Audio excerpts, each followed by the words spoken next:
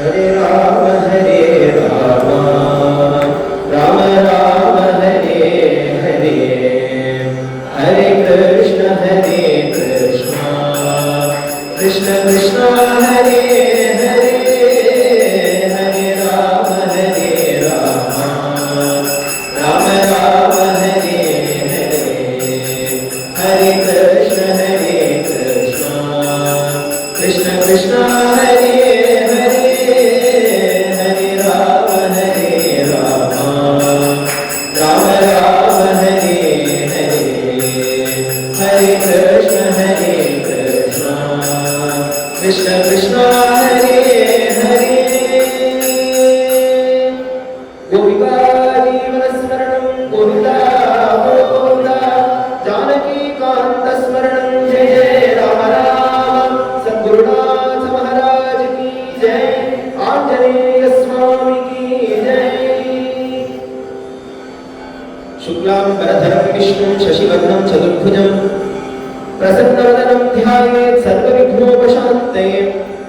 नमो नमः सद्गुरुभ्यः सद्गुरुभ्यो नमो नमः, नमो नमः सद्गुरुभ्यः सद्गुरुभ्यो नमो नमः। ज्ञानवैराग्यसम्पूर्णान् हरिभक्तिपरायणान् पूर्वाचार्यान् वन्दे सम्प्रदाय प्रवर्तकान्। प्रह्लादनारदपराशरपुण्डरीकव्यासाम्बरीश शुभशौनकभीष्मदाभ्याम्, रुक्मावतार्जुनवशिष्ठविभीषणादीन् पुण्यानिमान् परमभागवतान् स्मरामि। काषाय दण्डकनकादिविभूषितात्ता वैराग्यभाग्यजलधे करुणानिधे त्वं, संसारकूपपतितस्य समाकुलस्य बोधेन्द्रदेवा मम देहि करावलम्बम्। हरे रामेति कृष्णेति नाम संकीर्तनं सदा, लोकक्षेमाय कुर्वन्तं प्रेमिकं सद्गुरुं भजे। कलये सुन्दराकारं सदैकप्रियदर्शनम्, अज्ञाननाशकं देवं सद्गुरुं मुरलीधरम्। मुरलीमण्डितकरकमलं मुनिजनमोहनं व्यत्यस्तपादं वनमालाधारिणम्, प्रेमभक्तमण्डलनित्यकीर्तितं प्रेमिकवरदम् आश्रयेऽहम्। कृष्णप्रेम महाभावलक्षणानि विशेषतः त्वामेवाश्रित्य राजन्ते राधिके माधुरी सखी। वैदेही सहितं सुरद्रुमदने हैमे महामण्डपे, मध्ये पुष्पकमासने मणिमये वीरासने सुस्थितम्। अग्रे वाचैति प्रभञ्जनसुते तत्त्वं मुनिभ्यः परम्, व्याख्यान्तं भरतादिभिः परिवृतं रामं भजे श्यामलम्। इक्ष्वाकुवंशे तु सकान्तवाञ्च रक्षां विधातुं कृपयावतीर्णः, साक्षात् परात्मा निगमैकवेद्यः कोदण्डरामः कुलदैवतं मे। असूदयं कुमारकं समीरणं महाबलं, समच्छपुण्यकर्मणा गिरीन्द्रकानरेञ्जना। तमाञ्जनेयमीश्वरं धराधरेन्द्रसन्निभं, भजामि वायुनन्दनं भजज्जनाद्दिहारिणम्। भगवन्नामबोधेन्द्र श्रीधराद्यात्मविग्रहं श्रीमद्वेङ्कटरामाख्यदेशिकेन्द्रमुपास्महे। गोपिका जीवनस्मरणं गोविन्दा गोविन्दा, सद्गुरुनाथ महाराज की जय। कलियुगदल्ली हरिनामवನೆನದರೆ ಕುಲಕೋಟಿಗಳು ಧರಿಸುವವು। ಕಲಿಯುಗದಲ್ಲಿ ಹರಿನಾಮವನೆನದರೆ ಕುಲಕೋಟಿಗಳು ಧರಿಸುವವು।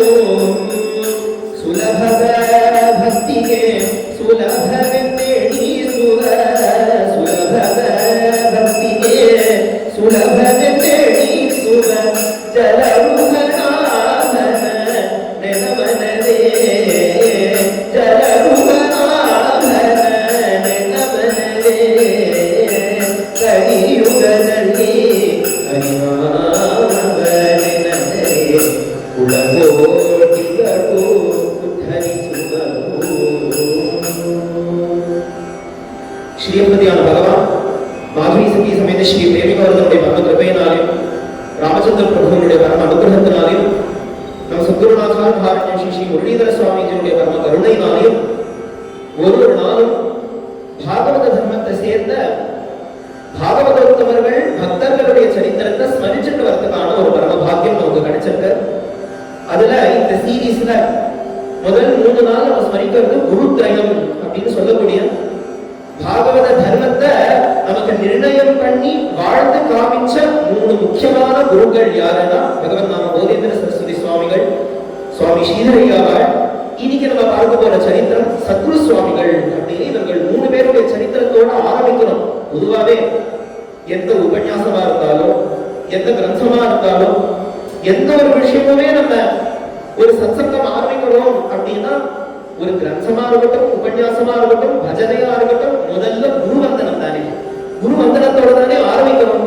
அதனால நம்ம குருநாதாலும் நமக்கு அமைச்சு கொடுத்திருக்கிறது இதுதான். பக்தாருடைய சரித்திரத்தை கேட்க போறோம். அதுலயும் பாகவத தர்மத்துல நின்ற பக்தர்களுடைய சரித்திரத்தை அனுபவிக்க போறோம். அதனால பாகவத தர்மத்துக்கான 3 குருக்களை முதல்ல ஸ்மரிச்சு அவர்களுக்கு ஒரு குரு வந்தனம் பண்ணி வேற ஒரு சரித்திரத்தையும் பார்த்துட்டு வரதுக்கான ஒரு பரம பாக்கியம். அதுல இன்றைய தினம் சத்குரு சுவாமிகளுடைய சரித்திரம் கேட்டுட்டு வர போறோம். ஆரம்பிக்கும் போதே ரொம்ப அழகான ஒரு கீர்த்தனம், சுவாமி புரந்தரதாசருடைய கீர்த்தனம் தான் இது. அவருடைய சரித்திரத்தையும் விஸ்தாரமா பார்க்க போறோம். வேலை அந்த சரித்திரத்துல அவர் நிறைய கீர்த்தனங்கள் ரொம்ப அழகா பாகவத தர்மத்தை எடுத்து பாடியிருக்க, எடுத்து காமிச்சிருக்காரு. அதுல ரொம்ப அழகான ஒரு கீர்த்தனம் இது. நம்ம சொல்லிட்டே வருவோமே, ஆரம்பிச்சதுலேருந்து 2 நாளா கலியுகத்துக்கான தர்மம் பாகவத தர்மம், கலியுகத்துக்கான தர்மம் நாம சங்கீர்த்தனம்.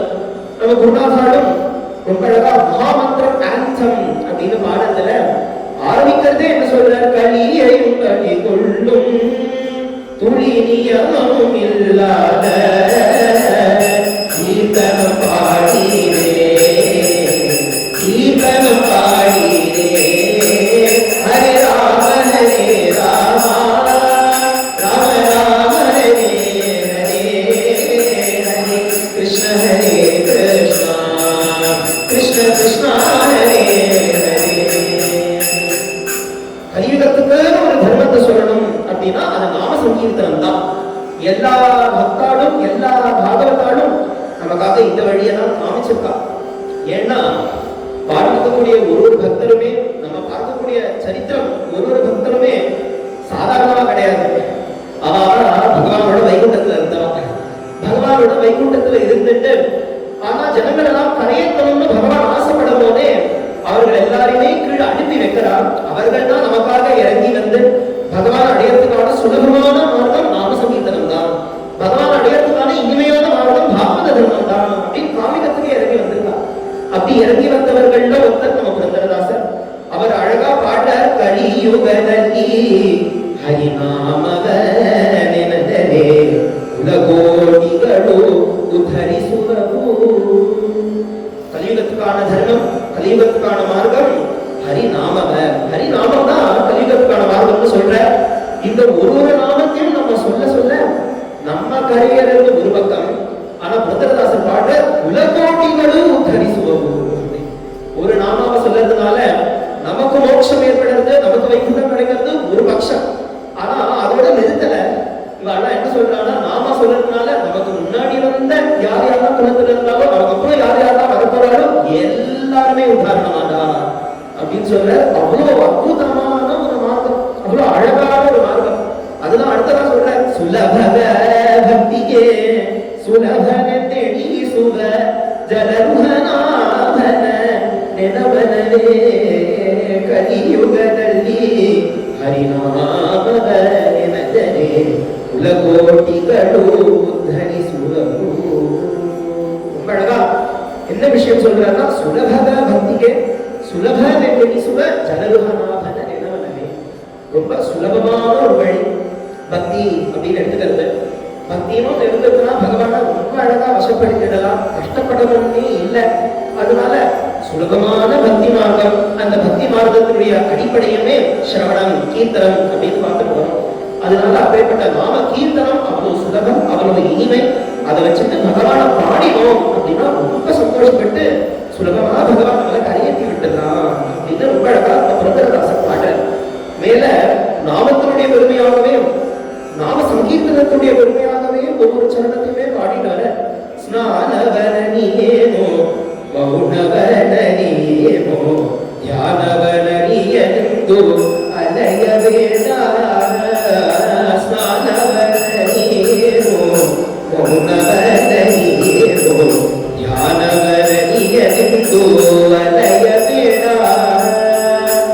जानकी वल्लभा दशरथ नंदन जानकी वल्लभा दशरथ नंदन गानलोलन निलवनवे कलियुगದಲ್ಲಿ ಹರಿನಾಮನೆನದೆ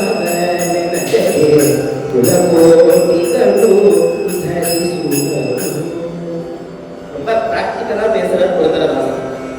குருநாதர் சொல்லுவார், ஒரு மனுஷனுக்கு ஒரு சாதனைன்னு ஒரு மார்க்கத்துல போகும்போதே, பகவான் அடையணுங்கிற ஒரு பாதையில போகும்போதே ஒரு மனுஷனுக்கு ரொம்ப முக்கியமான ஒரு குவாலிட்டி வேண்டியது என்ன அப்படின்னா, தன்னை பத்தி கரெக்டான எஸ்டிமேட் வச்சுக்கிறது தான் ரொம்ப முக்கியம் அப்படின்னு சொல்றாரு.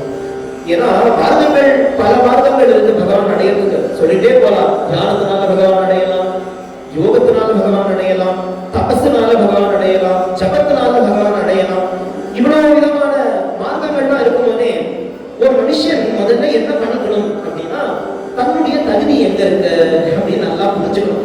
நம்மளுடைய எஸ்டிமேட் என்னன்னு நம்மளே முதல்ல போட்டுக்கணும். அதை போட்டுட்டு வந்தாதான் நமக்கு புரிய வரும். பிராணாயாமம் என்னால 5 நிமிஷம் மூக்கு பிடிச்சிட்டு இருக்க முடியல, கொஞ்ச நேரம் கூட பிராணம் நடக்க முடியல, எங்க இருந்து நான் பிராணாயாமம் பண்ணது? யோகாபியாசமா, ஆசனங்களா? ஒரு 10 நிமிஷம் கால் அடைச்சிட்டு கீழே உட்கார்ந்துட்டோம்னா கால் வலிக்கிறது, முட்டி வலிக்கிறது, நல்ல பின்னாடி வலிக்கிறது.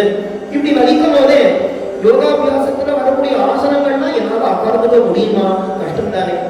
தியானம் அப்படின்னு கண்ணை மூடிட்டு பல நேரங்கள் பகவானையே நினைச்சிட்டு இருக்கணும் அப்படின்னா எனக்கு என்ன நல்லா தெரியும். 5 நிமிஷம் கண்ணை மூடுவேன், 5 நிமிஷம் கண்ணை மூடிட்டு கொஞ்ச நேரம் பகவானை நினைச்சுக்கலாம்னு பார்த்தா 2வது நிமிஷம் நம்ம அந்த இடத்துல ஏசி ஆஃப் பண்ணோமா இல்லையா? நம்ம ரூம்ல ஃபேனை போட்டுட்டோமே, அந்த ஃபேன் ஆஃப்ல இருக்கா இல்லையா? அடடா, அடுத்ததா ஏதோ மீட்டிங் இருக்கே, 10 நிமிஷத்துல அதை வேற அட்டெண்ட் பண்ணணுமே, ஒரு மேட்ச் இருக்கே டிவியில அதை பார்க்கணுமேன்னு தியானம் 5 நிமிஷம் மனது கஷ்டமா இருக்கு. ஆனா தியானம் அப்படிங்கிற விஷயத்த சொல்லும் போதே தைலதாரையா தியானம் பண்ணணும். ஒரு துளி கூட ஒரு கேப் இல்லாம பகவான நிரந்தரமும் அனவரதமும் பகவானை நினைச்சுட்டே இருக்கணுங்கிறது தான் தியானம்னா நமக்கே தெரிய வருது. அதுக்கும் நமக்கு லாயங்க, அதுவும் நமக்கு கஷ்டமா இருக்கு. ஒவ்வொரு மாதமுமே ரொம்ப ரொம்ப உயர்ந்த மார்க்கம், யோகமா இருக்கட்டும், யாகமா இருக்கட்டும், தியானமா இருக்கட்டும், மந்திர ஜபமா இருக்கட்டும், எல்லாமே உயர்ந்த மார்க்கம் தான். ஏன்னா எல்லாம் அடையிறது ஒரே வஸ்துவை, எல்லா மார்க்கத்தினுடைய பலனுமே அந்த உயர்ந்த பகவான் தான். அப்ப எல்லா மார்க்கமுமே உயர்ந்தது. அதனால எந்த மார்க்கத்தையுமே நம்ம மட்டம் தட்டவே இல்லை. என்ன விஷயம்னா எது ஈஸி, அதுதான் முக்கியம். எல்லாமே உயர்ந்த மார்க்கம் தான். ஆனா எனக்கு என்னுடைய தகுதிக்கு சுலபமான ஒரு வழி என்ன அப்படின்னு முதல்ல ஒரு perfect estimate of our sales அப்படின்னு பண்ணிக்கணும். அதனால புரந்தரதாசர் எப்பேற்பட்ட பக்தர், அவர் ஆதார புருஷன். அவர் பாடுற ஸ்நானவரணியேனோ மௌனவரணியேனோ தியானவரணியதெந்து அலைய வேடா. ஸ்நானவரணிய, மௌனவரணி, ஸ்நானம், மௌனம், தியானம், ஜபம், தபஸ், யோகம், இந்த மாதிரி மார்க்கங்கள்லாம் பார்த்தா எனக்கே தெரியாது ரொம்ப கஷ்டமான மார்க்கம். அதனாலதான் சுலபமா பகவான் அடைஞ்சிட முடியாது, பல ஜன்மாக்கள் எடுத்துட்டு வரணும். அப்ப அவரே சொல்ற, இந்த வழி அந்த வழியில கஷ்டப்பட்டு அலைய வேண்டாம், இப்படி அப்படின்னு எங்கேயும் போக வேண்டாம். என்ன பண்ணுறது? அப்ப நமக்கு என்ன வழி? பகவான சுலபமா வசப்படுத்தலாமா அப்படின்னு கேட்டா வசப்படுத்தலாம். ஏன்னா பகவானுக்கு பலவிதமான கல்யாண குணங்கள் இருக்கு இல்லையா, பலவிதமான குணங்கள் இருக்கு இல்லையா. அதுல ஒரு குணம் நமக்காக பகவான் எடுத்துட்டு வந்திருக்க. என்ன குணம்னு புரந்தரதாசரே பாடுற, ஜானகி வல்லபா தசரத நந்தன, ஜானகி வல்லபா தசரத நந்தன காலலோலன நினமனவே. பகவானுக்கு அழகான ஒரு குணம் இருக்கு. என்னன்னா காலலோலன் அப்படின்னு குணம் வச்சிருக்கான். அவன் காலலோலனா இருக்கிறதுனால பகவானை வசப்படுத்துறதுக்கு ஒண்ணுதான் போதுமா, என்ன பாடினா போதும். பாடினோம் அப்படின்னா பகவான் அதை கேட்டு ரொம்ப சந்தோஷப்பட்டு தன்னையே பகவான் கொடுத்துடுவான்னு அற்புதமான ஒரு குணம் அப்படி பகவான் வச்சுட்டு இருக்கான். கானத்துக்கு யார்தான் மயங்க மாட்டாங்க. ஒரு சின்ன குழந்தை எடுத்துட்டோம்னாலும் கூட அந்த குழந்தைய அவங்க அம்மா தூங்க பண்ணணும் அப்படின்னா என்ன பண்ணுவா, ஆராரோ ஆரிராரோ நீ யாரோ நான் யாரோ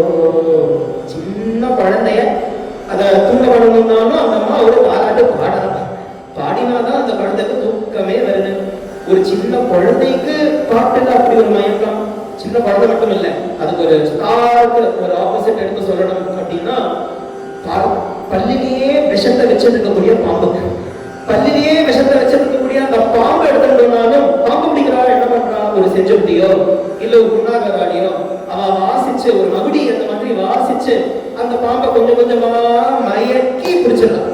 அதனால ஒரு கள்ளக்கபடம் இல்லாத சின்ன ஒரு குழந்தையும் கானம் மயக்கிறது, ஒரு துஷ்டமான மிருகமா இருக்கிற ஒரு பாம்பையும் அந்த கானம் மயக்கிறது.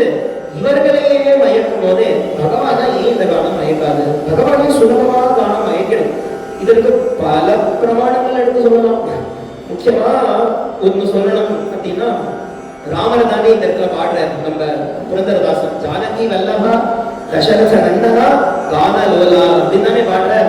அப்ப ராமர் எப்பேற்பட்ட கான லோலன் அப்படின்னு நம்ம தெரிஞ்சுக்கணும். ராமர் எப்பேற்பட்ட கான லோலன் அப்படின்னா, ராமருக்கு சங்கீதம் ரொம்ப பிடிக்கும், அவருக்கு சங்கீதமும் ரொம்ப நல்லா தெரியுங்க.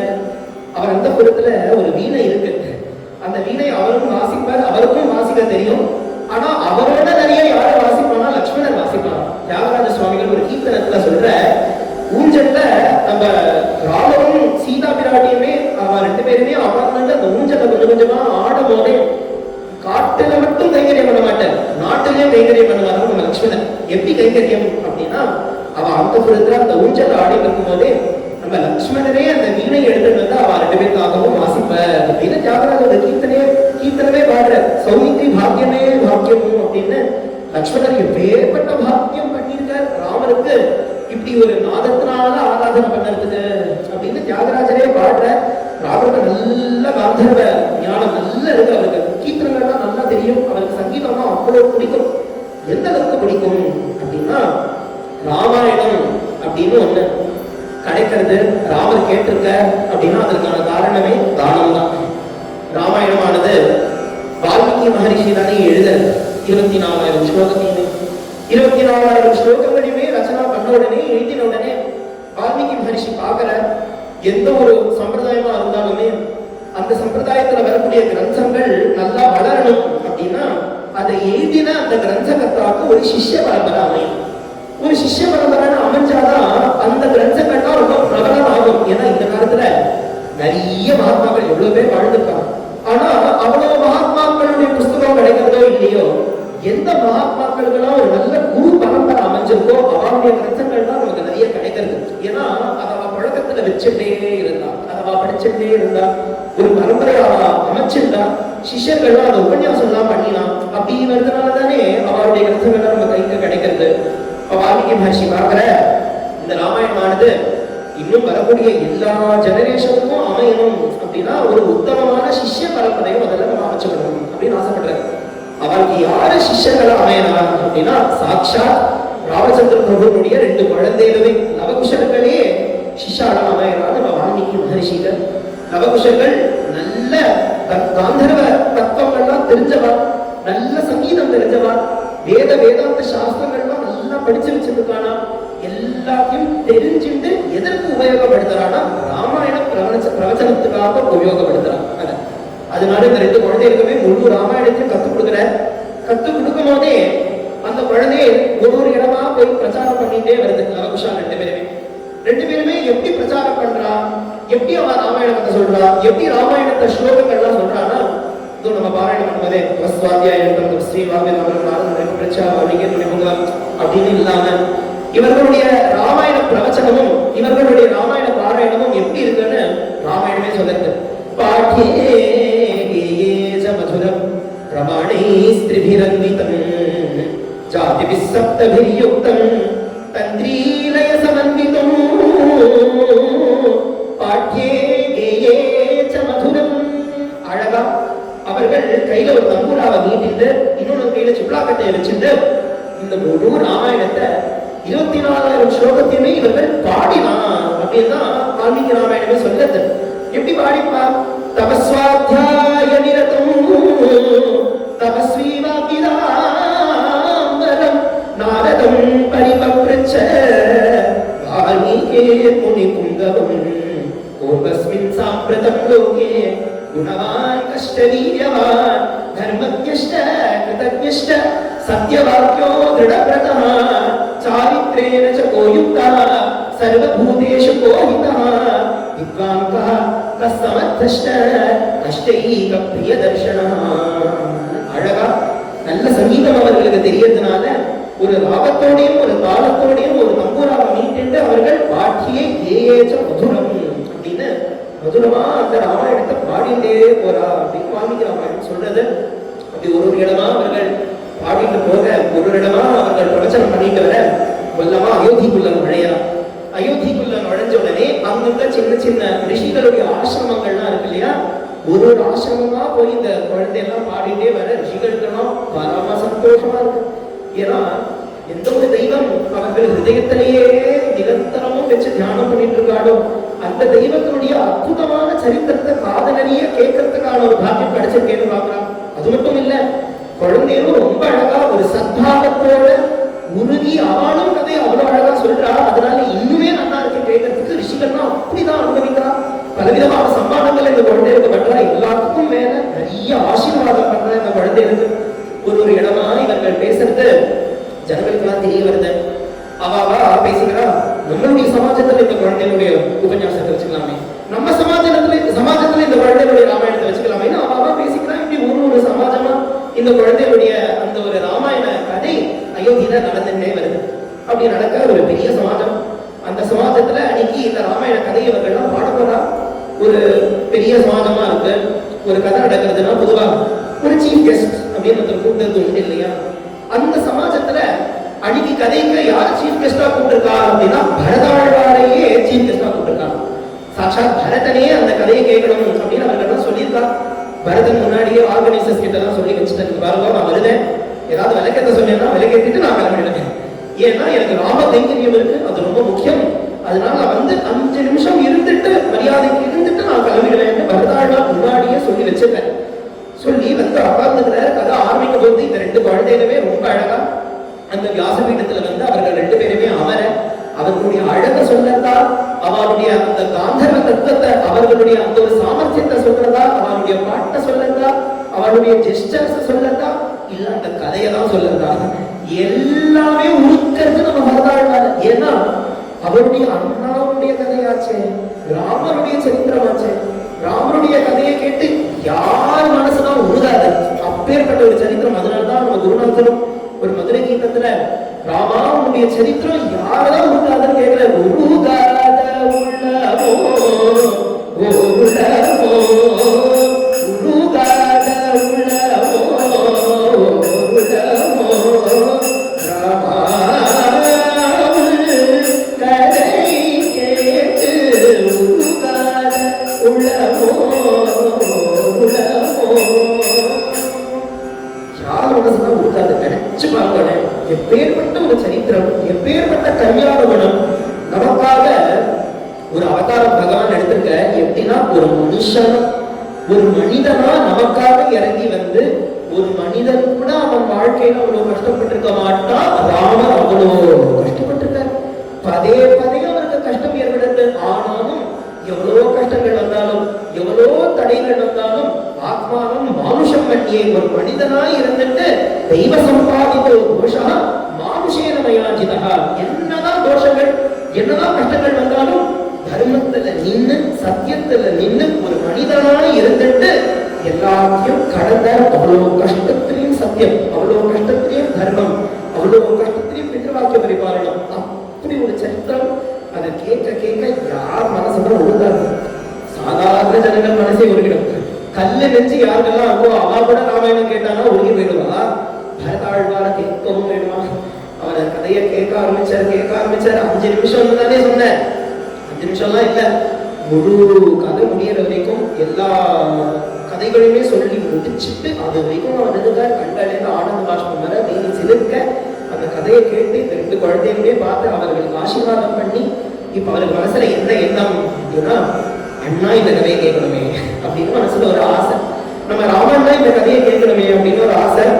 எப்படி பரதாழ்வார் கேட்டாரோ அதே மாதிரி மேல நடக்கக்கூடிய ஒரு சமாஜத்துல தனியா சீஃப் கெஸ்டா கூப்பிடுறது யாருன்னா சத்ருகாழ்வாரையும் கூப்பிடலாம், லட்சுமணாழ்வாரையும் கூப்பிடலாம். இப்படி கூட்டம் போதே அவ 3 பேருமே வரா. 3 பேருமே கதை கேட்டாச்சு. 3 பேருக்குமே ஆசை எப்படியாவது அண்ணா கதையை கேட்கணும். ஆனா ராமரை கன்வின்ஸ் பண்ணது ரொம்ப கஷ்டம். ராமரை அப்ரோச் பண்றதே ரொம்ப கஷ்டம். ரொம்ப சௌலபியமா தான் இருப்பேன். ஆனா கம்பீரியமான ரொம்ப கம்பீர புருஷன். கம்பீர புருஷனா இருக்கிறதுனால அவர் ரொம்ப சௌலபியமா இருப்பார். ஆனா நம்ம பயப்படும், அவர்கிட்ட போய் சுலபமா பேசிடலாமா அப்படின்னு நம்ம மனசுல யோசிச்சு யோசிச்சு அவர் பக்கத்துல போவோம். ஆனா அவர் ரொம்ப சௌலபியமா தான் இருப்பார். அப்பேற்பட்ட ராமர் இடத்துல இவர்கள் போய் இப்ப பேசணும்னு ஆசைப்படுறாங்க. அது மட்டும் இல்ல, இந்த ஒரு நேரத்துல தான் யாரோ ஒருத்தன் அயோத்தியில சொன்ன பேச்சுக்காக அந்த ஒருத்தனுக்கும் சமமா இந்த சமாதானமா ஒரு ராஜ்யத்தை நடத்தணும்னு ஆசையில பாவம் பிராட்டிய வேற பரித்தியாகம் பண்ணிட்டு இருக்கக்கூடிய ராமர். அதனால வெளியிலலாம் எப்படி பண்ணா ரொம்ப கம்பீரமா இருப்பார். ஆனா அவர் தனியா அந்தப்புறத்துக்குள்ள போயாச்சுன்னா அவர்கள் கண்ணிலேருந்து தாரதாரையா கண்ணீர் வேற சீதா பிராட்டிய நினைச்சுட்டே உட்கார்ந்துட்டு இருக்கா. அப்பேற்பட்ட ராமர் அவர் இடத்துல போய் இவெல்லாம் பேசணும்னு ஆசைப்படலாம். இவர்கள்லாம் அண்ணா உங்களுடைய கதையை 2 குழந்தை பேசலாம், நீங்க கேட்கணும்னு சொல்லணும்னு ஆசைப்படலாம். ஆனா எப்படி போய் பேசுறது, என்னன்னு சொல்றது? அது மட்டும் இல்ல, ராமர் என்ன மானியம்? என்னைக்காவது ராமர் சொல்லுவாரா என் கதையே நீங்க பாடுங்கோ அப்படின்னு? அவர் சொல்லவே மாட்டேன். அதனால அவர் கதையை எப்படியாவது அவரை கேட்க வைக்கணும் அப்படின்னு அவருக்கு ஒரு ஆசை. அதுக்கான சந்தர்ப்பம் கிடைக்குமா, அதற்கான சந்தர்ப்பம் கிடைக்குமான்னு பார்த்துட்டே இருக்க ஒரு நாள் அயோத்தியில நம்ம ராமபிரானுடைய அரண்மனையில உப்பரிகைக்கு ஒரு பெரிய ஒரு பால்கனி மாதிரி அமைச்சு வச்சிருக்கான். அதுல நல்ல பூர்ண சந்திரன் அணுகி நல்ல மலைய மாறுதல் காத்து வீசட்டு ராமபிரான் இப்படி எப்படியும் பத்தி வளர்த்திட்டு இருக்காராம். இப்படி எப்படியும் நடந்துட்டு இருக்க சுத்தி 3 இடத்துல பார்த்தா, ஒரு இடத்துல பரதாழ்வார், ஒரு இடத்துல சத்ருக்னாழ்வார், ஒரு இடத்துல லட்சுமணாழ்வார். எல்லாமே கைய கட்டிட்டு வாயை பொத்திட்டு நிக்கிறா. ஆனா முன்னாடி அவ அப்பா பாத்துக்கிறாங்க. என்னன்னா போய் சொல்லலாமே இந்த 2 குழந்தைகளை பத்தி, இந்த 2 குழந்தைகளை பத்தி யாராவது போய் சொல்லலாமே பாக்குறா. ஆனா யாருமே பேசிக்க மாட்டேங்கிறா. எல்லாருக்குமே கொஞ்சம் ஒரு பயம், கொஞ்சம் ஒரு தயக்கம் ராமனுக்கு போய் பேசுறதுக்கு. அந்த நேரமா யார் ஏதோ ஒரு இடத்துல இந்த 2 குழந்தைகளும் கதை சொல்லிட்டு இருக்காங்க. அது இவன் காதல விழுந்துடுறது. கந்தர்வராஜ பிரதிமம் லோகே விக்யாத பௌருஷம் தீர்க்கபாஹும் மகாசத்வம் மத்தமாதங்ககாமினம் சந்திரகாந்தானனம் ராமமதீவ பிரியதர்ஷனம் ரூபோதாய குணீ பும்சா திருஷ்டி சித்தாகஹாரிணம். இந்த 2 குழந்தைகளுமே மதுரமா இனிமையா இந்த ராமாயணத்தை பாடிட்டு இருக்கிறது இவர் காதுல விழுந்து. இவர் காதுல விழுந்த உடனே ராமர் கேட்கிற, இன்னும் இனிமையான குரலா இருக்கே, யாரும் 2 குழந்தை பாடுற மாதிரி இருக்கு, ரொம்ப அழகா பாடுறாளே, அவன் 2 பேர் யாரு, நீங்க யாரும் இந்த குழந்தைகளை பார்த்திருக்கேன்னு கேட்ட உடனே சந்தோஷம். 3 பேருக்குமே பரதாழ்வார் நல்லவா நடந்து வந்து ராமனிடத்தை விண்ணப்பிக்கிறார். அண்ணா 2 குழந்தை வந்திருக்கா அயோத்திக்கு, ரொம்ப அழகா அவர்கள் ஒரு சரித்திரத்தை பாடிட்டு இருக்கா. பாட்டியே கேச்ச மதுரம்னு அவர்களுடைய அந்த ஒரு குரல் அவ்வளவு இனிமையா இருக்கு. அவர்கள் 2 பேருமே அப்படிதான் சங்கீதம் பாடுறா. தௌது கந்தர்வ தத்வஜ்ஞோ மூர்ச்சனா ஸ்தான கோவிதோ பிராதரோ ஸ்வர சம்பன்னோ கந்தர்வாரிவ ரூபிணோ ரூபலக்ஷண சம்பன்னோ மதுரஸ்வர பாஷினோ பிம்பாதிலோச்சிதோ பிம்பௌ ராமதேஹ ததாபரோ. அவர்கள் அவ்வளவு அழகா பாடுறா, ரொம்ப அழகா கதை சொல்றா, பார்க்கறதுக்கு அவ்வளவு தேஜஸா இருக்கா, அவ்வளவு அழகா இருக்கா. ரூப லட்சண சம்பன்னம் மதுரஸ்வர பாஷினம். அந்த கதை மட்டும் இல்ல, பேசினாலே அவ்வளவு உண்மையா இருக்கு கேட்கறதுக்கு. ஆனா அது மட்டும் கிடையாது, இந்த 2 குழந்தைகளையும் பார்க்கறோட எப்படி தெரியுமா இருக்கா, நீங்க ஒரு கண்ணாடி முன்னாடி போய் நின்று உங்க கண்ணாடியிலேயே உங்களுடைய பிரதிபிம்பம் தெரியும் இல்லையா, அந்த ரிஃப்ளெக்ஷனை பார்த்து இந்த வா அப்படின்னு சொல்லி அந்த பிரதிபிம்பமே 2 குழந்தையா வந்தா எப்படி இருக்கும்னா அப்படி இருக்கா. பிம்பா திவோ திதோ பிம்போ மாதிரியே இருக்கா. கண்ணு மட்டும் மண்ணியினுடைய கண்ணுதான், கண்ணு மட்டும் பிராட்டியினுடைய சீதா பிராட்டியினுடைய கண்ணா இருக்கும். அவ்வளோ அழகா அந்த 2 குழந்தைகளுமே ரொம்ப அழகா கதை சொல்றாங்கன்னு சொன்ன உடனே என்ன கதை சொல்றா அப்படின்னு கேட்கிறார் ராமன். கையில் கூப்பிட்ட, நம்ம கதை தான், நம்ம குடும்ப கதையெல்லாம் அந்த 2 குழந்தைகளுமே பேசுறா. நீங்க நிச்சயமா கேட்கணும், எங்களுக்கு ரொம்ப ஆசையா இருக்கு, நீங்க இந்த கதையை கேட்கணும்னு சொன்ன உடனே இவர்களா காத்துட்டு இருக்கா. ராமர் என்ன சொல்ல போறாரு, என்ன சொல்ல போறாரு, தப்பா ஏதாவது பேசிக்கோமா, அவருக்கு என்ன அதுக்கு ரிப்ளை பண்ண போறாருன்னு காத்துட்டு இருக்க, கேட்கலாம் அப்படின்னு சொல்றாராம் ராமர். பரம சந்தோஷம் இவர்களுக்கு. ராமருக்கே ராமனுடைய கதையை கேட்கணும்னு ஆசை. ஏன் அப்படின்னா அவருக்கே முழு ராமாயணம் தெரியாது. அவருக்கு அவருடைய பாயிண்ட் ஆஃப் வியூல நடந்த கதையெல்லாம் நல்லா தெரியும். ஆனா தனக்காக பக்தானா எப்படி அழுதுருக்கா, தனக்காக பக்தானா எப்படி கைங்கரியம் பண்ணிருக்கான்னு தெரியலையே. நான் அயோத்தியை விட்டு காட்டுக்கு வந்ததுக்கு அப்புறம் தசரதர் அவருடைய உயிரை விட்டாருங்கிறது தெரியும். அப்பா எப்படி தவிச்சிருப்பான். அப்பா தவிக்கிறதெல்லாம் ஒரு ஸ்லோகமும் நம்ம வால்மீகி ராமாயணம் எடுத்து படிச்சோம் அப்படின்னா தசரதருடைய விலாபெல்லாம் தாங்க முடியாது நம்மளால. அப்படி ஒரு புத்திர சோகம் ஏற்படாதவருக்கு அப்பா எப்படி தவிச்சாலும் அம்மா எப்படி தவிச்சாலும் நம்ம கிளம்பி வந்ததுக்கு அப்புறம் பரதன் எப்படி தவிச்சானோ, பாவம் அவன் மேல ஒரு அபவாதம் ஏற்பட்டது. பரதன் எப்படி தவிச்சானோ, அங்கிருந்து காட்டுக்கு வந்ததும் காட்டுல சீதாதேவி பரித்தியாகம் ஆன உடனே பிராட்டிய லங்கையில வச்சா லங்கையில பிராட்டி எப்படி தவிச்சானே தெரியலையே. ஆஞ்சநேயர் ஒரு 1.5 நாள்ல இந்த பாரதத்திலிருந்து கிளம்பி லங்கைக்கு போய் பிராட்டிய பார்த்து லங்கையை தானம் பண்ணி திரும்பி வந்த உடனே ரொம்ப சுருக்கமா என்ன நடந்ததுன்னு சொல்லிடுற. ஏன்னா எல்லாத்துக்கும் நேரம் இல்ல பெருசா கதை சொல்றதுக்கு அப்படின்னு. ஆனா ஆஞ்சநேயர் போய் பெரிய ஒரு கைங்கரியத்தை பண்ணிட்டு வந்திருக்காரு. அந்த கைங்கரியம் எப்படி நடந்தது இதெல்லாமே தெரிஞ்சுக்கணும்னு ஆசையா இருக்கு ராமர் அவருடைய கல்யாண குணங்கள்லாம் வந்துச்சுட்டே வருது இல்லையா ஸ்ரீமத் ராமாயணம். அது நம்ம குருநாச்சலே ரொம்ப அழகா எடுத்து காமிப்பேன். ஒரு குணம் தான் பல இடங்கள்ல ரிப்பீட் ஆகிட்டே இருக்கும். என்னன்னா தர்மக்ஞஷ்ட கிருதக்ஞஷ்ட, தர்மக்ஞஷ்ட கிருதக்ஞஷ்ட அப்படிங்கிற இந்த 2 வார்த்தை பல இடங்கள்ல வந்துட்டே இருக்குமா. இதை குருநாதர் அழகா சொல்லுவார். இதற்கு என்ன காமிக்கலாம் அப்படின்னா ராமனுடைய கணக்குல ராமருக்கு ஒரு பெரிய தர்மம்னா என்னன்னா கிருதஜதையோட இருக்கிறதே பெரிய தர்மம். ஒரு கிராட்டிடியூட் அப்படின்னு காமிக்கணும் இல்லையா.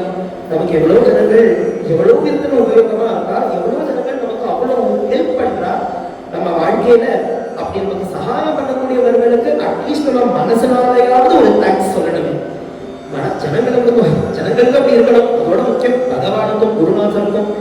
ஏன்னா அவாதானே நம்ம அப்படி வச்சிருக்கா. நம்மள சுத்தி இருக்கக்கூடிய ஜனங்கள் அவாவா எப்படி கஷ்டப்படறா, சுத்தி இருக்கக்கூடிய ஜந்துக்கள் அதெல்லாம் எப்படி கஷ்டப்படுறதுன்னு பார்க்கும்போது இப்படி ஒரு மனித பிறவியை கிடைச்சு, அதுவும் ஒரு பாரத தேசத்துல கிடைச்சு, அதுவும் அற்புதமா ஆஸ்திக குடும்பத்துல கிடைச்சு, அதுவும் ஒரு சத்சங்கம் கிடைச்சு, அற்புதமான ஒரு குருநாதர் கிடைச்சிருக்க. இதெல்லாம் பார்த்தா முதல்ல என்ன பண்ணிக்கணும்னா கையை கூப்பணும், தேங்க்ஸ் அப்படின்னு சொல்லணும் பகவானுக்கும் குருநாதருக்கும். அப்பேற்பட்ட ரொம்ப முக்கியமான ஒரு தர்மம்னா கிருதஜ்ஞதா. அதனால ராமரும் அதை ரொம்ப அழகா ஃபாலோ பண்ணாங்க. நீங்க ராமாயணம் படிச்சாலே நமக்கு தெரியுமே ஒரு இடத்துலயே எப்பேற்பட்ட கிருதஜ்ஞதைய நம்ம ராமர் காமிக்கிற அப்படின்னு நமக்கு பார்க்க முடியும். அதனால ராமருக்கு என்ன ஆசைனா இவா எல்லாம் நமக்காக கண்ணீர் விட்டு அப்படி கைங்கரியம் பண்ணாலே அவளை நினைச்சு நம்ம கொஞ்சம் கண்ணீர் விட்டு ஒரு கிருதஜ்ஞதையோடு இருக்கணும் அப்படின்னு ராமருக்கு ஆசை. அதனால கதை கேட்கலாம், ராமாயணம் கேட்கலாம் அப்படின்னு சொல்ற. எந்த வியாஜத்துல கேட்கலாம் அப்படின்னா ஏதோ ஒரு ராஜ்ய சபையில எல்லா ஜனங்களையும் வச்சுட்டு இந்த 2 குழந்தைகளையும் வந்து பாட சொல்லணும்னு அப்படி சொல்லல ராமர். நைமிஷாரண்யத்துல ஒரு யாகம் பண்ணலாம் அப்படின்னு சொல்லி யாகத்தினுடைய விராம காலத்துல கதை சொல்றது ஒரு தர்மம். இது சகஜமா எல்லா புராணங்களும் படிச்சோம்னா இப்படிதான் அமையுமே. பாதி புராணம் முழு எல்லா புராணமே ஆரம்பிக்கிறது எப்படி ஆரம்பிக்கும், நைமிஷாரண்யத்துல சௌனகாதி மகர்ஷிகளும் சூத புராணிகளும் இருக்க, ஒரு பெரிய சத்திர யாகம் நடக்க, அது மத்தியில விராம காலத்துல பௌராணிக கதை சொல்ற அப்படின்னாலே அமைகிறது எல்லா கதைகளுமே. அதனால ராமரும் ஆசைப்பட்ட நைமிஷாரண்யத்துல ஒரு யாகம் நடக்கும் போதே அதனுடைய விராம காலத்துல இந்த குழந்தைகளை வச்சு நம்ம அழகா ராமாயண கதாசிரவணம் பண்ணலாம் அப்படின்னு அவர்கள் தீர்மானம் பண்ண நைமிஷாரண்யத்துல அற்புதமா ஒரு யாகம் ஏற்படுது. யாகத்துல யாக தீட்சிதரா நம்ம ராமர் உட்கார்ந்துட்டு இருக்காரு. அந்த ஒரு இடத்துல யாக தீட்சிதரா இருக்க விராம காலம் கதை நடக்க போறது. கதைக்கான மேடையை அழகா பண்ணி வச்சிருக்கலாம். வியாசபீடம் தயாரா இருக்கு. இந்த 2 குழந்தைகளும் வரா.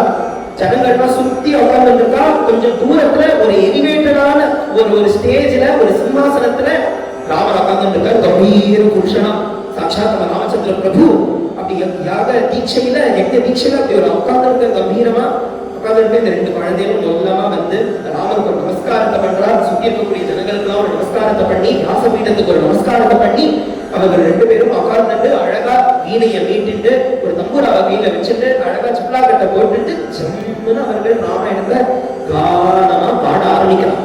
இப்படி பாட ஆரம்பிச்சாங்களா ஜனங்கள் எல்லாம் மயங்கி போனா. ஜனங்கள் மயங்கி போறதுல என்ன விஷயம், ராமர் மயங்கி போயிட்டார்.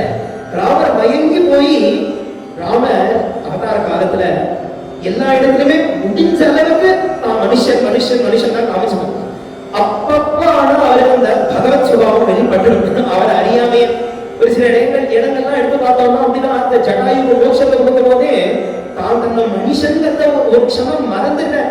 எப்பேற்பட்ட பெரிய பெரிய பதத்துக்கு யார் யாரெல்லாம் போவாலோ அந்த ஒரு பதத்தை ஜடாயு நீ அடைவாயாக அப்படின்னு பகவத் ஸ்தானத்துல இருந்து அவர் இந்த இடத்துல பேசுற பல இடங்கள்ல தெரிஞ்சிருக்கு. சமுத்திரம் சோஷயிஷ்யாமி, சமுத்திரத்தையே வந்து அடிச்சிடுவேன் லக்ஷ்மணா, அம்பு எடுத்துட்டு வா அப்படின்னு சில இடங்கள்லாம் பார்க்கும் போதே தனக்கே அந்த ஒரு பகவத் சுவாபம் அப்பப்ப வெளிப்பட்டு இருந்தது. அப்படி ஒரு இடம் இங்க நடக்கிறது. என்ன ஆச்சுன்னா கம்பீரமா அமர்ந்து இருக்கிற இல்லையா சிம்மாசனத்துல, கொஞ்சம் கொஞ்சமா கதை நடக்க பார்த்தா ராம சிம்மாசனத்துல காணும். பார்த்தா கொஞ்சம் கீழே வந்து காணாம அந்த படியிலே அவங்க கேட்கறது. இன்னும் கொஞ்ச நேரம் கதை போறது போக பார்த்தா இன்னும் கொஞ்ச நேரத்துல படியெல்லாம் இறங்கி ஜனங்களோட ஒத்தரா வந்து கதையை கேட்கிறான். கடைசியில் இந்த குழந்தையெல்லாம் கதையை முடிக்கும் போதே எல்லா ஜனங்களும் ராமனுடைய முகோல்லாசம் எப்படி இருக்கோ பார்க்கணும். திரும்பி பார்த்தா ராமரை காணும். ராமன் எங்க இருந்தாருன்னா இந்த ரெண்டு குழந்தைகளும் கதை சொல்லிட்டு இருக்காங்க. பக்கத்துல உட்கார்ந்து கண்களுக்கு ஆனந்த பாஷம் வர கையை கூப்பிட்டு மேலே சிலுக்க சாட்சாத் ராமரே அந்த ராமாயணத்தை கேட்கிற. இதுதான் ரொம்ப அழகா நம்ம குருநாதர் ராமாயணத்துக்கு ஒரு மங்களம் பாடுறாரு. அதுல முக்கியமா இதுவரை சரணமா எடுத்து வைக்கிற சாட்சாத் ரகுவர ஸ்ருத நிஜ சரிதே ஜய ஜய ராம கதே நிஜ சுத லவ குஷ கீத சரிதே ஜய ஜய ராம கதே லோகே ஜய ஜய ராம கதே. ராமாயணத்துக்கு ஒரு பெருமைனா இதுதான். என்னன்னா சாட்சாத் ரகுவர ஸ்ருத நிஜ சரிதே ஜய ஜய ராம கதே. எந்த பெருமாள் மேல கதையோ அவரே முழு கதையும் கேட்டுக்கிறான். அதுதான் ராமாயணத்தினுடைய ஒரு பெருமை. எப்படி கேட்ட கானம் தான். அந்த ஒரு கானம் இவர்கள் பாட்டியே ஏச்ச மதுரம்னு பாடி பாடி பாடி வசப்படுத்தி ராமரை இழுத்து முழு கதையும் கேட்க வச்சு ராமர் பரம சந்தோஷப்பட்டார்.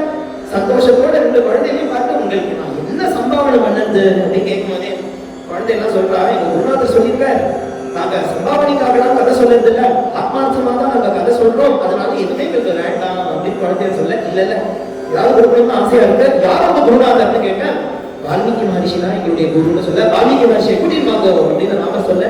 ரொம்ப அழகா வால்மீகி மகர்ஷியை எல்லாம் நேரம் பண்ணிட்டு அவர் வர வந்தோடனே அவர்கிட்ட கேட்கிறாரு, இந்த குழந்தைய அவ்வளவு அழகா தயார் பண்ணிருக்கேன், அவ்வளவு அழகா கதை சொல்றாரு, என்ன சம்பாவனை எது வேணாலும் நான் கொடுக்க தயாரா இருக்கேன், ராமனுடைய வாக்கு சத்தியம் பண்ணிடுவேன், என்ன வேணும் சொல்லுங்க அப்படின்னு கேட்ட உடனே மகரிஷி கையை கூப்பிட்ட பிராட்டியோட நீங்க சேரணும் அப்படின்னு கேட்க ராமர் குடும்பத்தையே சேர்த்து வச்சது ராமாயணம் தான்.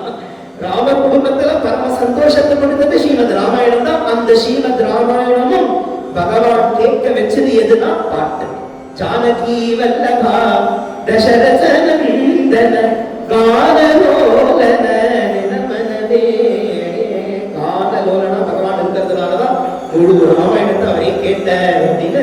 ராமாயணம் நமக்கு ராமர் கேட்டதுக்கான காரணம் கானம் தானே இருக்கு. கானம் தானே இவரை வசப்படுத்துறது. சரி ராமரை மட்டும்தான் கானலோலனா, கிருஷ்ணர் கானலோலன் கிடையாதுன்னு கேட்டோம். கிருஷ்ணரும் பரம கானலோலன். கானலோலன் மட்டும் இல்லாம அவரும் எவ்வளவோ அழகா வாசிக்கிற அவர் ஃபேமஸே வேணுகோபாலன் அப்படிங்கிறது தானே. அவர் அவ்வளவு அழகா அவருடைய குழலோசையை ஆரம்பிச்சானா யாருதான் மயங்க மாட்டான், எல்லாருமே மயங்கி விடுவார். அப்பேற்பட்ட வேணுகானம் பண்ணக்கூடியவர், வேணுகானத்தை ரசிக்கக்கூடியவர். அதுதான் ஸ்ரீ சண்முக கீர்த்தனத்துல வேணுகான ரசிகா கிருஷ்ணா வேணுகான ரசிகா. அவருக்கு பாட்டுனா அவ்வளவு பிடிக்கும், அவருக்கு வாத்தியங்கள் வாசிக்கிறதுனா அவ்வளவு பிடிக்கும். கிருஷ்ணருக்கும் கானம் தான் ரொம்ப பிடிக்கும். அதனாலதான் கிருஷ்ணரை வசப்படுத்தணும்னாலும் பாடணும், கிருஷ்ண தர்ஷனம் ஏற்படணும்னாலும் பாடணுங்கிறத யார் நமக்கு காமிக்கிறார் அப்படின்னா கிருஷ்ண பக்தியினுடைய உச்சத்துல யார் இருக்கா, ஹையஸ்ட் கிருஷ்ண பக்தாண்டையே இருக்கிறதே பெரியவா அப்படின்னு சொல்லணும்னா கோபிகைகள்.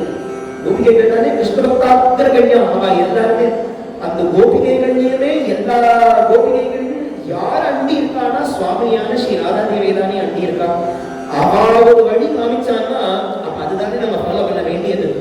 ரொம்ப அழகா பகவான் சகல கோபிகைகளுக்குமே அனுகிரகம் பண்ணணும்னு ஆசைப்பட்டு ஒரு நாள் பகவான் அபிகாராத்ரி சரதுல்ல மல்லிகா வீக்ஷரந்தும் நஷ்டத்தே யோகமாயா உபாஸ்ரிதः நிஷம்ய கீதம் ததனங்கவர்தனம் பிரஜஸ்த்ரியः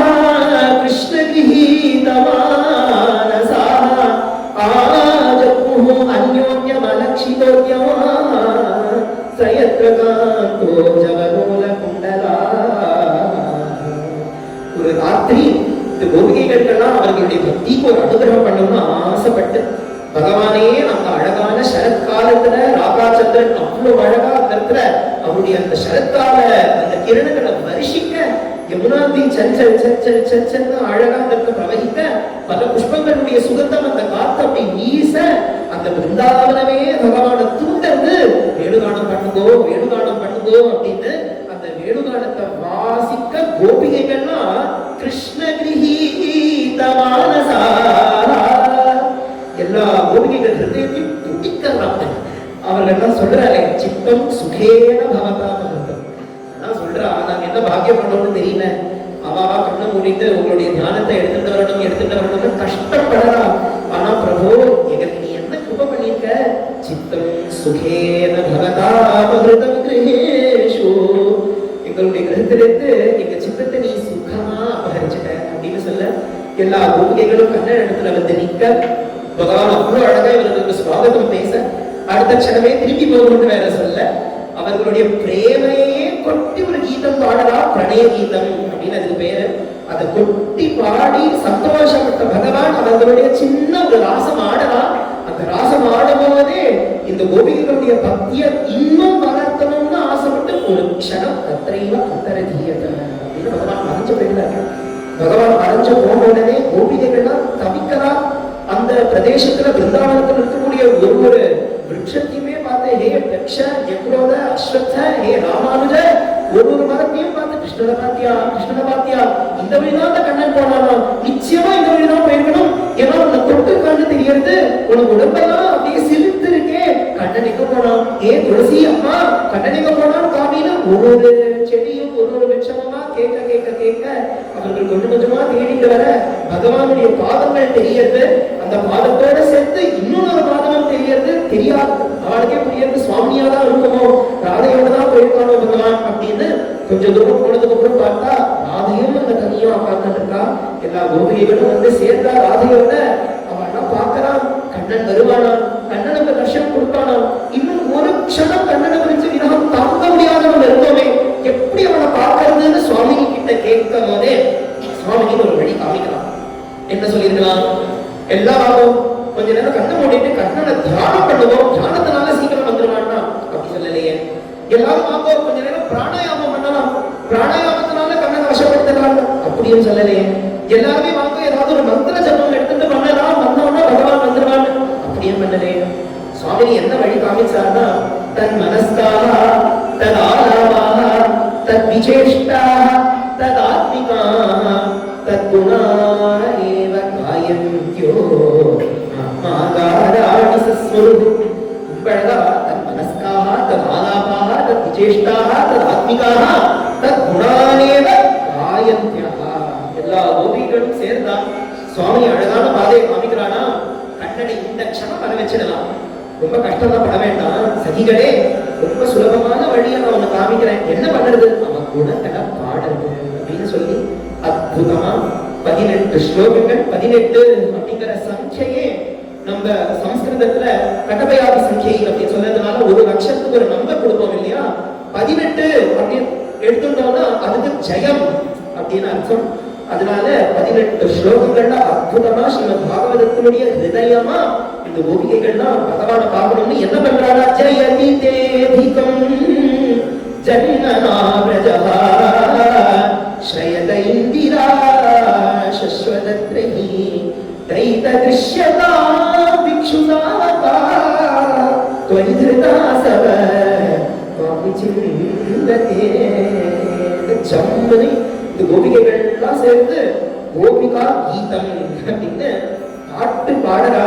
அந்த பாட்டு பாடினதுல பகவான நினைச்சவர்கள்லாம் சுஸ்வரம் ராஜன் கிருஷ்ண தர்ஷன லாலசா. அவர்கள் அழுததும் சுஸ்வரம் அழுதாங்க. பகவான ஸ்மரிச்சுட்டு அப்படியே அவர்கள் அழ பகவான பாடி முடிச்ச க்ஷணம் தாசாமாவிரோச்சோரி ஸ்மயமானம் காபுஜா பீதாம்பரதர சுத்தி சாக்ஷாத் மன்மத மன்மத சொன்னான், எப்படி வசப்படுத்தினான்?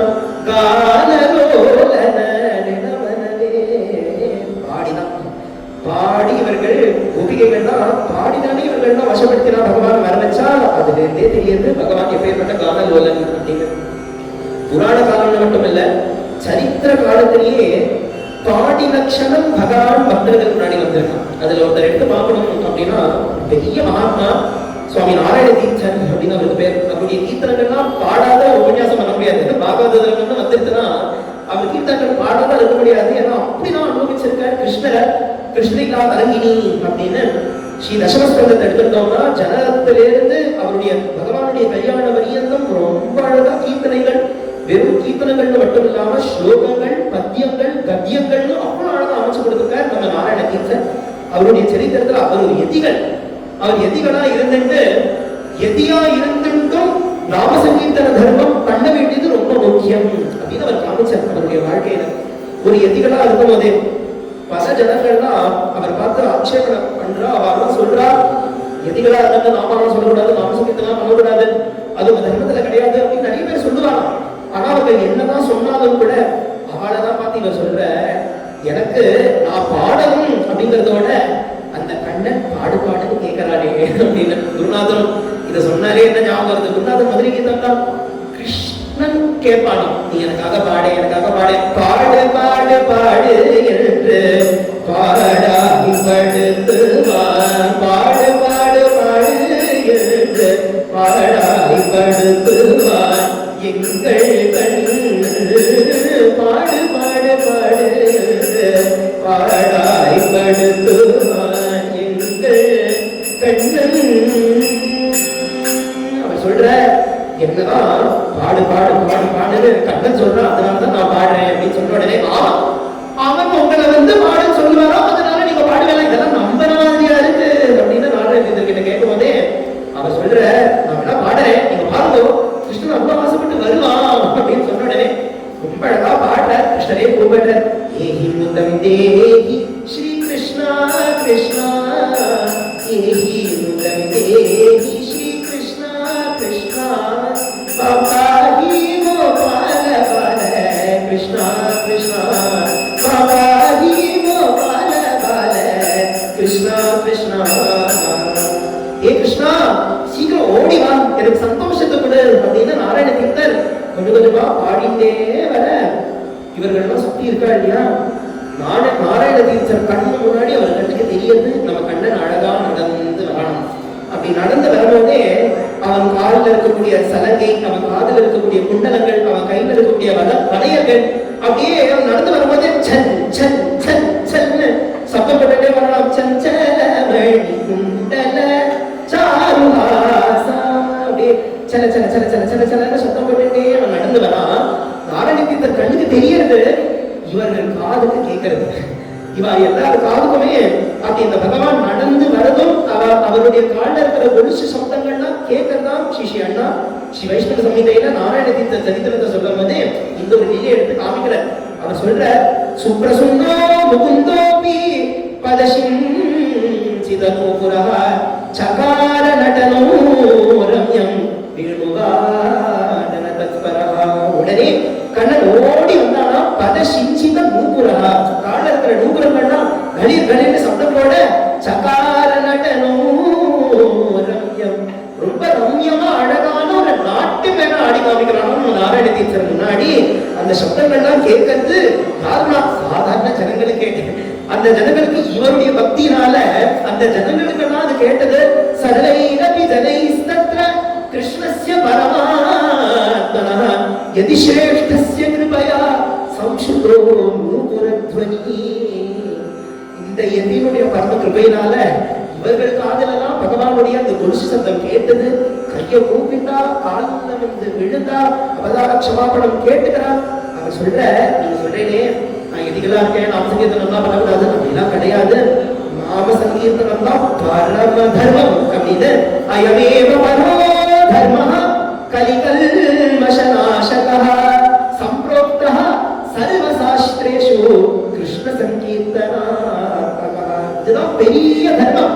கலியில இருக்கக்கூடிய கல்மஷத்தெல்லாம் போக்கக்கூடியது இந்த ஒரு தர்மம். சர்வ சாஸ்திரங்களும் சொல்லக்கூடியதுதானே.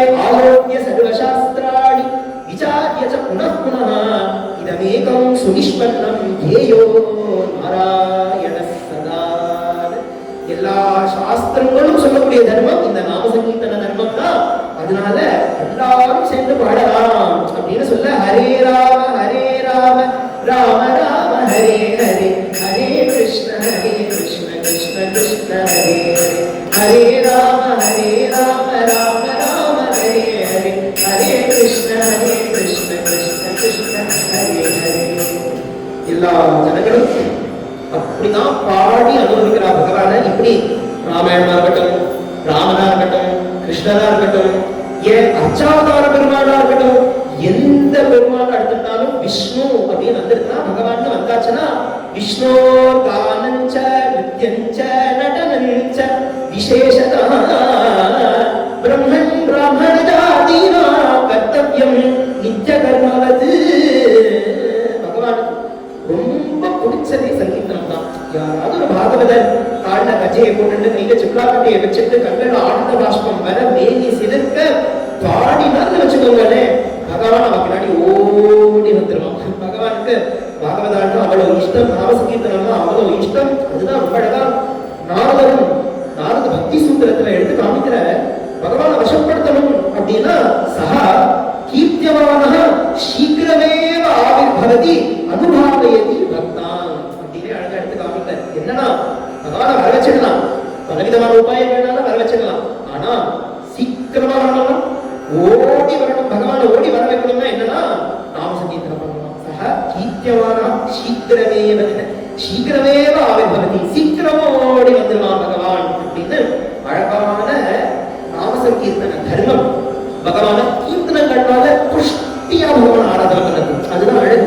தியாகராஜ சுவாமிகளே, நான் ஏன் கீர்த்தனம் பண்றேன், நான் எதற்காக சங்கீர்த்தனம் பாடுறேன் அப்படின்னா சொல்ற பக்தியினுடைய ஆழத்தை பார்க்கறதுக்கு தான் சங்கீர்த்தனமே. சங்கீதமே அதற்காக தான் சொல்றேன். சங்கீத ஞானமோ பக்தி வினா சன்மார்கமோகடலே மனசா சங்கீத ஞானமோ பக்தி வினா. சாதாரணமா ஒரு பக்தியே இல்லாம பாட்டு சங்கீர்த்தனம் அப்படிங்கிறது அது வேற. ஆனா தியாகராஜ சுவாமிகள் சொல்றது என்ன அப்படின்னா, பக்தியே பல கிரந்தங்கள் எடுத்து பார்த்தோம்னாலும், பாகவத மகாத்மியம் எடுத்து பார்த்தோம்னாலும் கூட ஒரு ஸ்திரீயா தானே பக்தியை வர்ணிக்கிறது. ஒரு ஸ்திரீக்கு சுவாவமாவே என்ன ஒரு அலங்காரம் அப்படின்னா கோகில கண்டம், அழகான கீர்த்தனம் பாடுற ஒரு குரல், அழகான நர்த்தனம், இதெல்லாம் ஒரு ஸ்திரீக்கு சுவாவமா ஒரு அழகு கொடுக்கக்கூடியது. அதனால பக்தி அப்படிங்கிற ஒரு ஸ்திரீய நிறைய கீர்த்தனத்தினாலையும் நர்த்தனத்தினாலையும் நல்லா புஷ்டிப்படுத்துறதுதான் பாகவத தர்மமே. அதுதான் ஒரு அழகு. சாதாரணமா ஒரு தடவை நாம ஜபமே போதும். வெறும் நாமத்தை ஒரு நாமஸ்மரணமோ நாம ஜபமோ இருந்தாலே அதுவே போதும், வேற எதுவுமே அவசியம் இல்லை. ஆனா ஒரு சங்கீர்த்தனமா பண்ணோம் அப்படின்னா பகவானுக்கு இதுவே ரொம்ப பிடிக்கிறது. ஏன்னா அவனால ரசிக்க முடியாது, நம்மளாலையும் ரசிக்க முடியாது. ஏன்னா அவ்வளவு பக்தா அப்படிதானே பாடிட்டு போயிருக்கான். அதெல்லாம் நம்ம ஸ்மரிக்கணும் இல்லையா, அதெல்லாம் ரசிக்கணும் இல்லையா. அதனால நாம சங்கீர்த்தனம், நாம ஜபம், நாம ஸ்மரணம், நாம சங்கீர்த்தனம், பகவானுடைய நாமங்களை நிறைய அழகா பாடினும் ஆடினும் கொண்டாடுறதுங்கிறது ஒரு அழகான ஒரு மார்க்கம். இந்த பாகவத தர்மமே இதுதான். இந்த மூணு தான் அடிப்படை. அதுல நம்ம நேற்றைய தினமும் அதற்கு முன்னாடியுமே அந்த ரெண்டு பேர், முதல் நாம போதேந்திர சரஸ்வதி சுவாமிகள், சுவாமி ஸ்ரீதரையாவாக எடுத்துட்டோம்னா இந்த பாகவத தர்மத்தை நிர்ணயம் பண்ணி காமிக்கிறார். அற்புதமா நாம சித்தாந்த கிரந்தங்கள்லாம் பண்ணி அப்படிதான் நாமத்தினுடைய பெருமையை எடுத்து காமிச்சா. மூணாவதா இன்னைக்கு நம்ம பார்க்க போறவர் சத்குரு சுவாமிகள் அதை வாழ்ந்து காமிச்சாங்க. அவன் ரெண்டு பேரும் நிர்ணயப்படுத்தி காமிக்க, இவர் அதை வாழ்ந்து காமிக்கிற பல அழகான கீர்த்தனங்கள்லாம் ஒரு தொகுப்பா எடுத்து ஒரு பஜன பத்ததி பஜன சம்பிரதாயம் அப்படின்னு அமைச்சு கொடுத்தவர் இவர் தான். இதுக்கு முன்னாடி நாம சித்தாந்தம் அப்படின்னு இருந்தது, நாம பெருமை அப்படின்னு சொல்றது உண்டு, நாம ஜபம் நாம ஸ்மரணம் இருந்தது. அது ஒரு நாம சங்கீர்த்தனமா ஒரு பஜன சம்பிரதாயமா ஒரு பத்ததியை ஏற்படுத்தி கொடுத்தவர் அப்படின்னா நம்ம சுவாமி சத்குரு சுவாமிகள் தான். அப்ப ஏற்பட்டவருடைய அவதாரம் எங்க ஏற்பட்டதுன்னா அற்புதமான கஷேத்திரம். நேற்றுக்கே நம்ம பார்த்தோம், திருவசைநல்லூர் அப்படின்னு அந்த ஒரு கஷேத்திரம். யாருதான் அவர், எந்த மகாத்மா தான் அவருடைய திருவடியா அந்த இடத்த வைக்கல. பகவான் நாம போதேந்திரோட திருவசைநல்லூருக்கு அப்பப்ப ஸ்ரீதரையாவை நான் பார்க்கணும் அப்படின்னா வந்திருப்பார். ஸ்ரீதரையாவா திருவசைநல்லூர்ல தான் இருந்தேன். நேற்று நம்ம பார்த்தோமே சதாசிவ பிரபேந்திராவுடைய அவதாரம் திருவசைநல்லூர்ல தான் நடந்தது. அடுத்ததா ஒரு மகத்தான அவதாரம் நம்ம சத்குரு சுவாமி. சத்குரு சுவாமியுடைய அவதாரமும் திருவசைநல்லூர்ல தான் நடக்கிறது. அப்பேற்பட்டவர் வெங்கட சுப்பையர் அப்படின்னு அவருடைய அப்பாக்கு பேரு, அலவேலு அம்மா அப்படின்னு அவருடைய அம்மாவுக்கு பேரு. இவ 2 பேருமே ரொம்ப ஒரு நல்ல தம்பதிகளா இருந்துட்டு அப்படிதான் பகவான் ஆராதனை பண்ணிட்டு அவர்கள் குல தர்மம் என்ன அப்படின்னா அவளுடைய குல தனமான ஒரு பகவான ஆராதனை பண்ணிட்டு வரலாம். யார் இவர்களுக்கு குல தர்மம் அப்படின்னு கேட்டா எப்படி நம்ம ஸ்ரீ அண்ணாவுடைய கோதண்டராம தசகம் ஒண்ணுமே முடியும் போதே எப்படி முடிக்கிறார்? இக்ஷ்வாகுவம் ஷேது சதாந்த வாஞ்ச ரக்ஷாம் விதாதும் கிருபயா வதீர்ணா சாக்ஷாத் பராத்மானி கவைக வேத்யः கோதண்டராமः குலதெய்வதம் கோதண்டராமः குலதெய்வம். கோதண்டராமன் என்னுடைய குலதெய்வம் அப்படின்னு நம்ம ஸ்ரீ அண்ணா பெருமையா சொல்லிக்கிறாரு. அந்த மாதிரி இவாளுக்கும் குலதெய்வம் கோதண்டராமர் தான், குல தனமும் கோதண்டராமர் தான். இவ ஆத்துலயும் ரொம்ப அழகா ஒரு ராமர் தான் பூஜை பண்ணிட்டே வரா. நம்ம வெங்கட சுப்பையரும் அலமேலும் அம்மாவுமே இவங்க 2 பேருமே அப்படி ஆராதனை பண்ணிட்டு வர இவங்க 2 பேருக்குமே ராமரே இறங்கி வர யாருன்னா ரொம்ப சத்குரு சுவாமிகள். அவர் தான் இவ 2 பேருக்குமே அவதாரம் ஆற வெங்கட ராமன் அப்படின்னு தான் பேர் வைக்கிறார். குழந்தை பிறந்ததுல இருந்து ஆனா பேசாமையே, ரொம்ப ஆச்சரியம் கிடையாது. பல மகாத்மாக்களுடைய சரித்திரம் எடுத்து பார்த்தோம்னா அப்படின்னா அமையாது. புராண காலத்துல இருந்து ஒரு சரித்திரம் அப்படி எடுத்து சொல்லணும் அப்படின்னா ஸ்ரீமத் பாகவதம் எடுத்து பார்த்தோம்னா பரதோபாக்கியானம் ஒரு சரித்திரம் பஞ்சமஸ்கந்தத்தை ஏற்படுத்து. எப்படி ராஜா பரதன் தான் இப்பேற்பட்ட ஒரு பெரிய தியானம் பண்ணாலும் கூட ஒரு மானிடத்துல ஒரு சின்ன பற்றுனால அவர் நழுவிடர் விழுந்தவர், ஒரு மாஞ்சன்மா ஏற்பட்டுறது. அந்த மாஞ்சன்மாக்கு அடுத்ததா அவர் ஒரு கடைசி ஜன்மா எடுத்து வர ஜடபரதர் அப்படின்னு அவர் எழுதி வர. அப்படி இருக்கும் போதையும் அவர் எப்படி இருந்தாருன்னா பிறந்ததுல இருந்து பேசவே இல்லை. யார்கிட்டயுமே எது வரைக்கும் பேசலன்னா ரகுகணன் வர வரைக்கும் பேசல. ரகுகணன் எப்ப வந்தானோ அப்பதான் அவருடைய திருவாய் மலர்ந்து அவர் உபதேசங்கள்லாம் பண்ண ஆரம்பிக்கிறார். அது வரைக்கும் ஒருத்தர் கிட்ட அவர் பேசாம இருந்திருக்க அப்படின்னா மகாத்மாக்கள்லாம் ரொம்ப ஜாக்கிரதையா இருக்கும். பிறந்ததுல இருந்து என்ன ஜாக்கிரதைன்னா எங்கயாவது பேசினோம்னா விவகாரத்துல மாட்டிடுவாங்க, விவகாரத்துல மாட்டினோம்னா சம்சாரத்துல மாட்டிடுவோம், சம்சார பக்கமே போக கூடாது அப்படின்னு அவர்கள்லாம் பேசாமையே இருந்தார். இதே மாதிரி இன்னும் ஒருத்தரை சொல்லணும் அப்படின்னா நம்மாழ்வார் சரித்திரத்துமே சின்ன குழந்தை அவருடைய அவதாரம் ஆனதுல இருந்துமே யாருடையும் பேசவே இல்லை. ஆழ்வார் திருநகரிக்கு இந்த சின்ன குழந்தை வந்தது ஒரு பெரிய புளிய மரத்தின் அடியில போய் சின்னத்திரையை வச்சுட்டு உட்காந்துட்ட. எப்ப பேசினார் அப்படின்னா மதுர்கவி ஆழ்வார் அப்படின்னு ஒருத்தர் வரும்போதே அவர் வந்து கேட்கிற, அவர் ஒரு கேள்வி கேட்கிறார். செத்தத்தின் வயிற்றில் சிறியது பிறந்தால் எத்தை தின்றி எங்கே கிடக்கும் அப்படின்னு கேட்கிறார். அதற்கு முதல்ல அவருடைய திருவாய் மலர்ந்து அத்தை திட்டு அங்கேயே கிடக்கும் அப்படின்னு சொல்ற. எப்படி அங்க ரகுகணன் வந்த உடனே அந்த ஒரு சதுபதேசங்கள்லாம் வருதோ அந்த மாதிரி இங்க மதுரகவி ஆழ்வார் வந்ததுக்கு அப்புறம் தான் நம்ம நம்மாழ்வார் பேச ஆரம்பிக்கிறார். இந்த மாதிரி நிறைய சரித்திரம் சொல்லலாம். அஸ்தாமலர்களுடைய சரித்திரம் எடுத்து பார்த்தாலும் நம்ம ஆதிசங்கர பகவத்பாதர் வந்ததுக்கு அப்புறம் தான் அஸ்தாமலர்களும் பேச ஆரம்பிக்கிறார். இப்படி மகாத்மாக்கள்லாம் அந்த சம்சாரத்துல விழுக்கூடாதுன்னு இருப்பா. பேசினா ஒரு மகாத்மா கிட்ட தான் பேசணும் அப்படின்னு இருக்கிறதுனால பொதுவா யாருமே பேசாம இவர்கள்லாம் இருப்பா பிறந்ததுல இருந்தே. அப்படிதான் நம்ம வெங்கடராமர் அப்படின்னு சத்குரு சுவாமிகளும் அப்படிதான் இருந்தார். பிறந்ததுல இருந்து பேசவே இல்லை. இவர்கள் நம்ம வெங்கட சுப்பையர் உபாத்தியாய விருத்தி, ஒரு இடத்துலயே ஒரு விதத்துக்கும் போய் அவருக்கு வைதிக காரியங்கள்லாம் பண்ணி வைக்கிறதுக்கு ஒரு விருத்தியில இருந்துட்டு இருக்க. அப்பேற்பட்டவர் அவருடைய சமயத்திலேயே ஒரு பெரிய பாகவதர் இருந்த மணஞ்சேரி கோபால சுவாமி பாகவதர் அப்படின்னு அவருக்கு பேர். அந்த பாகவதர் கூடிய விருத்துக்கும் அப்பப்ப உபாத்தியாய விருத்தியா நம்ம வெங்கட சுப்பையர் போறது உண்டு. அப்படி ஒரு சமயம் போகும் போதேதான் அப்பன்னு பார்த்து இந்த குழந்தையுமே கூட்டிட்டு வந்துட்டானா. குழந்தை கூட்டிட்டு வந்தோடனே இந்த பாகவதரை பார்த்து என்னெல்லாம் விருத்திகள் பண்ணி வைக்கணுமோ எல்லாம் பண்ணி முடிச்சுட்டு ஒரு பெரிய பாகவதர் நாமஜபம் பண்ணக்கூடியவர், ஒரு பாகவத உத்தமர். அதனால அவர்கிட்ட ஒரு பிரார்த்தனையை விண்ணப்பிச்சுக்கோம் அப்படின்னு அவர்கிட்டயே வந்து பேசுறேன். அவர்கிட்ட வந்து சொல்றாரு, இந்த மாதிரி எங்க குழந்தை பிறந்ததுல இருந்து பேசாம தான் இருக்கான். பலவிதமான பரிகாரங்கள், பலவிதமான கோவில்கள் இதுன்னு நாங்க நிறைய பண்ணி பார்த்துட்டோம். ஆனா குழந்தை பேசாம தான் இருந்துட்டு இருக்காரு. யாவது குழந்தைய பேச வைக்கணும், அதற்கான அனுகிரகம் நீங்க தான் பண்ணணும் அப்படின்னு சொன்ன உடனே இந்த இடத்துல நம்ம கோபால சுவாமி பாகவதர் அவர் போதேந்திர நம்ம பகவான் போதேந்திரனுடைய சம்பிரதாயத்துல வரக்கூடிய அப்படி ஒரு பாகவதரா இருக்க. அதனால நாம சூத்திரம் உண்டவர்கிட்ட நிறைய ஜபம் பண்ணுவர். 108,000 ராமநாமா தினமும் கணக்கு வச்சுட்டு அவர் ஜபம் பண்ணிட்டே இருப்பா, நாமஸ்மரணம் பண்ணிட்டே இருப்பா. அப்ப இந்த குழந்தைய பார்த்த உடனே தனக்கு போதேந்திரா ஞாபகம் வந்திருப்பாங்க.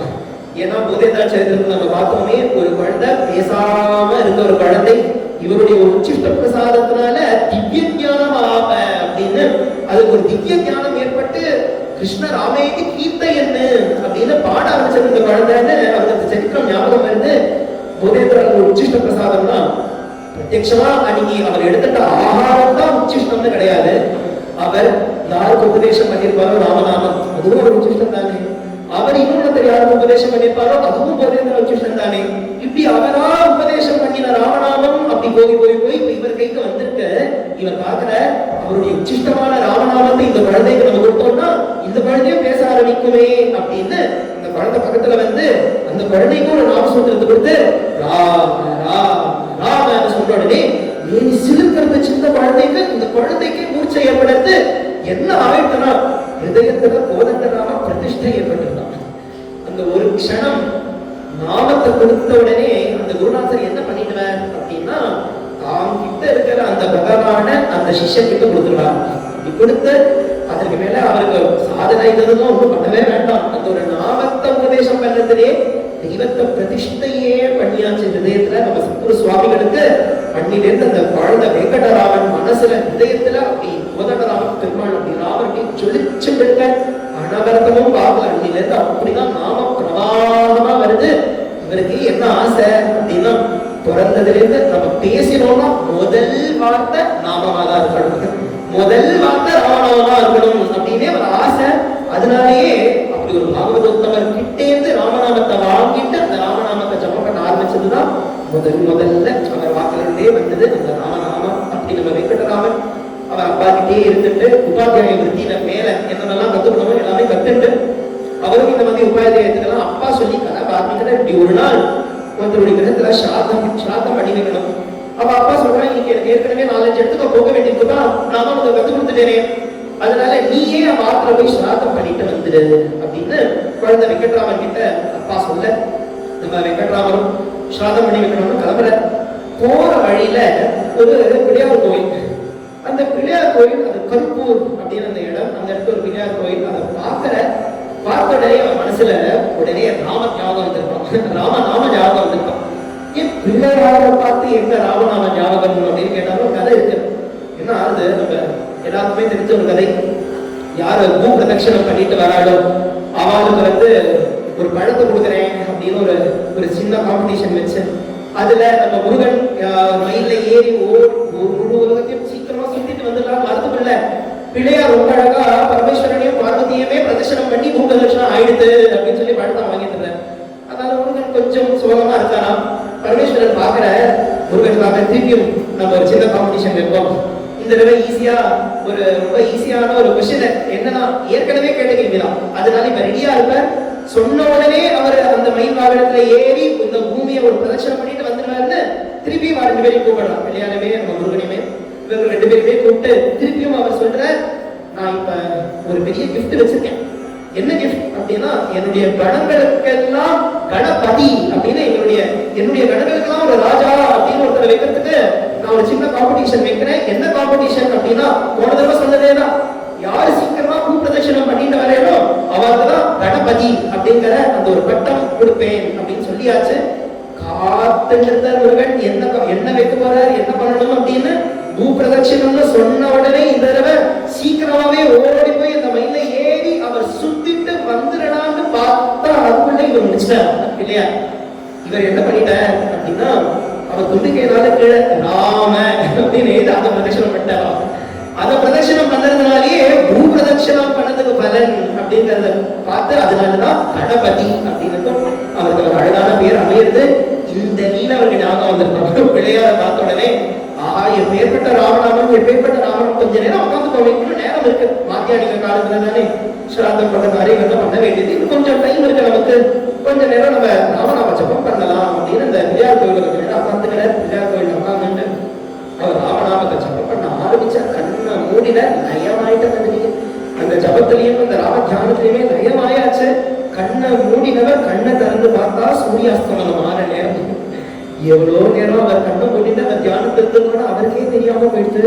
உடனே பயம் வருது, அடடா ஸ்ராத்தம் பண்ணி வைக்கணுமே இன்னைக்கு, அந்த கிறிஸ்துவனுடைய கிரகத்துக்கு நம்ம போய்க்கணுமே, அவர் பாவம் என்ன பண்ணிருப்பாரோ, அவர் தவிச்சிருப்பாரு, என்ன பண்றது தெரியல, இதுக்கு மேல நம்ம போய் என்ன பண்றது, இதுக்கு மேல போனா என்ன பண்றதுன்னு பயந்துட்டே சொல்லவா திருப்பி கிரகத்துக்கு வரேன். கிரகத்துக்கு வந்த உடனே கிரகத்துக்கு வந்தா அப்பா பாக்குறா, கேட்கிறா, என்ன சாதாரண நல்லா பண்ணிட்டு வந்தியா, கிறிஸ்தன் சந்தோஷப்படுறாரா அப்படின்னு கேட்ட உடனே அவனால என்ன சொல்ல முடியும். அவர் சொன்னார் என்னதான் இருந்ததுன்னு, அப்பா இந்த மாதிரி பிள்ளையார் கோயில போனேன், கொஞ்ச நேரம் உட்காந்தேன், நாம ஜபம் பண்ணலாம்னு நினைச்சேன், என்ன பண்றதுன்னு தெரிய டைம் ஆனதே தெரியல அப்படின்னு அவர் மனசுல அந்த எண்ணங்கள்லாம் இருக்கு. இதெல்லாம் சொல்ல முடியல, ஏன்னா அப்பா கிட்ட சொல்லியாச்சு அப்படின்னா அது ஒரு ஆம்பம் மாதிரி ஆயிடுமே.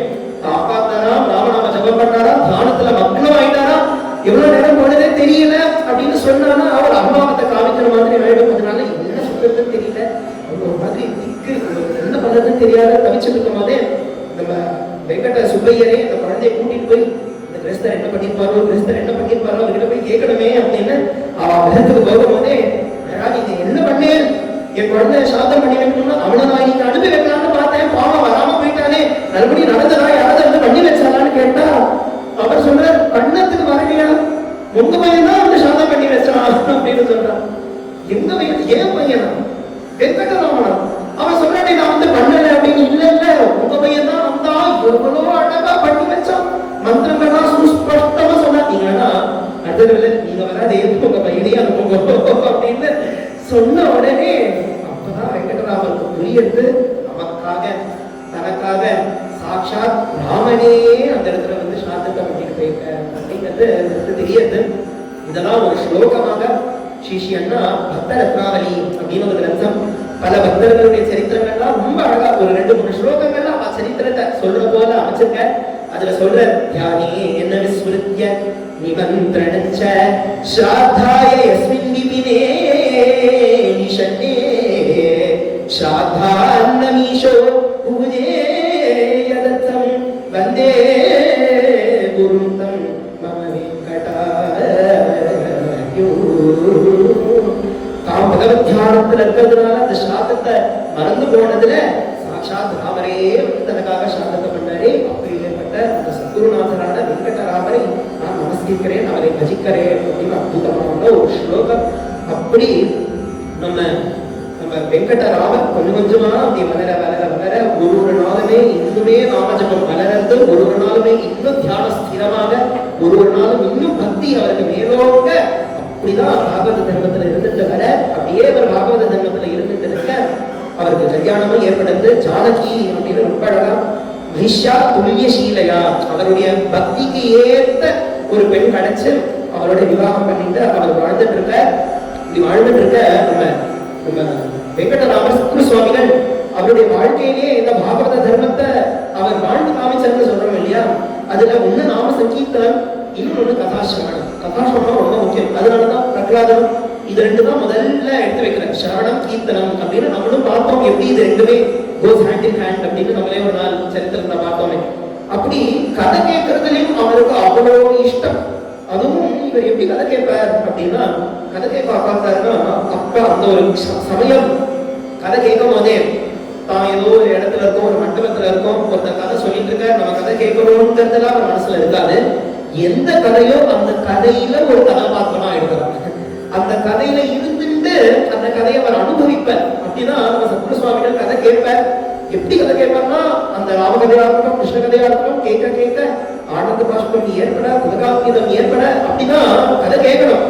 சிஷ்யனுடைய ஆத்ம நிவேதனத்திலே ஒரு பிரார்த்தனையை வைக்கிறாரு, சிஞ்சன் சிஞ்சன் அஸ்ருதாராம் தீர்க்க நிஸ்வாச பூர்வகம் கதா பவேயம் மக்னோ பவதா பிரேமசாகரே. பிரார்த்தனை என்ன பிரார்த்தனை? பிரபு உன்னுடைய கதையெல்லாம் நான் எவ்வளோ கதையை கேட்கிறேன், ஆனா ஒரு தடவையும் கதையை கேட்கும் போதே எவ்வளவுதான் அழகான அற்புதமான சரித்திரமா இருந்தாலுமே ஏன் என் மனசு உருகவே மாட்டேங்கிறது, என் கண்ணிலிருந்து ஒரு சொட்டு ஜனம் வர மாட்டேங்கிறது, எனக்கு ஒரு துளி கூட வேணி சிறு கண்ணு ஏற்பட மாட்டேங்கிறது, எந்த விதமான பாவலட்சணமும் ஏற்பட மாட்டேங்கிறது. அவ்வளோ அழுக்கா, அவ்வளோ கல் நெஞ்சா என்னுடைய ஹிருதயம், என்னைக்குப்பா இந்த அழுக்கு போகிறது பிரபு? உன்னுடைய பிரேம சாகரத்துல மூழ்கி போய் கண்ணிலிருந்து ஆனந்த பாஷ்பம் வர மேனி சிதற்க எப்ப நான் உன்னை அனுபவிக்க போறேன் அப்படின்னே ஒரு பிரார்த்தனை பகவான் இடத்துல வைக்கிற. எப்படி இவர் பிரார்த்தனை வைக்கிறாரோ அந்த மாதிரி இவர் இருப்பாராம். சிஞ்சன் சிஞ்சன் அசுதாரா தீர்க்க நிஸ்வாச பூர்வகம்னு பெருமூச்சு விட்டுட்டும் கண்ணிலிருந்து ஆனந்த பாஷ்பம் வர மேனி சிதற்க கங்கதம் ஏற்பட கதை கேட்பார். அப்படி ஒரு தர்மத்தை எடுத்து காமிக்கிறது தான் குருநாதருமே அவருடைய மதுர கீதங்கள்ல உபதேசங்கள்ல இத ஒரு மதுகீதமா பாடுற. என்னன்னா, கதை கேளு கதை கேளு பக்தி வீரத்தினுடன் கதை சொல்பவரிடம் ஸ்ரத்தாபக்தியுடன் கதை கேளு கதை கேளு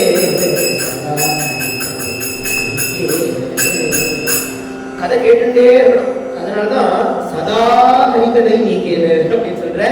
அதனால கதை கேட்கறது அவ்வளவு முக்கியம். அதுவும் யார்கிட்ட இருந்து கேட்கணும்னு சொல்ற. பக்தி விரக்தியுடன் கதை சொல்பவரிடம் ஸ்ரத்தா பக்தியுடன் கதை கேளு. சொல்றவங்க எப்படி இருக்கணும்னா நல்லா அனுபவிச்சு பக்தியோட கதையை சொல்றவதா இருக்கணும். அவர் அனுபவிச்ச கதை சொன்னாதானே அவர்கிட்ட இருக்கிற ஒரு பக்தி அந்த திருவிழையாவது கொஞ்சம் விட அந்த பக்தி கதை கேட்கிறவாள் இடத்துல போக முடியும். அதனால அவரோ பக்தியா கதை சொல்லணும். கேட்கிறவாளும் ஸ்ரத்தா பக்தியுடன் கதை கேளு. கேட்கிறவாளும் ஸ்ரத்தையா கதை கேட்கணும்னு அழகான ஒரு தர்மம். இந்த கதை கேட்கறதே போதும். இதுக்குள்ள இறங்கிட்டோம்னு வச்சுக்கோங்க.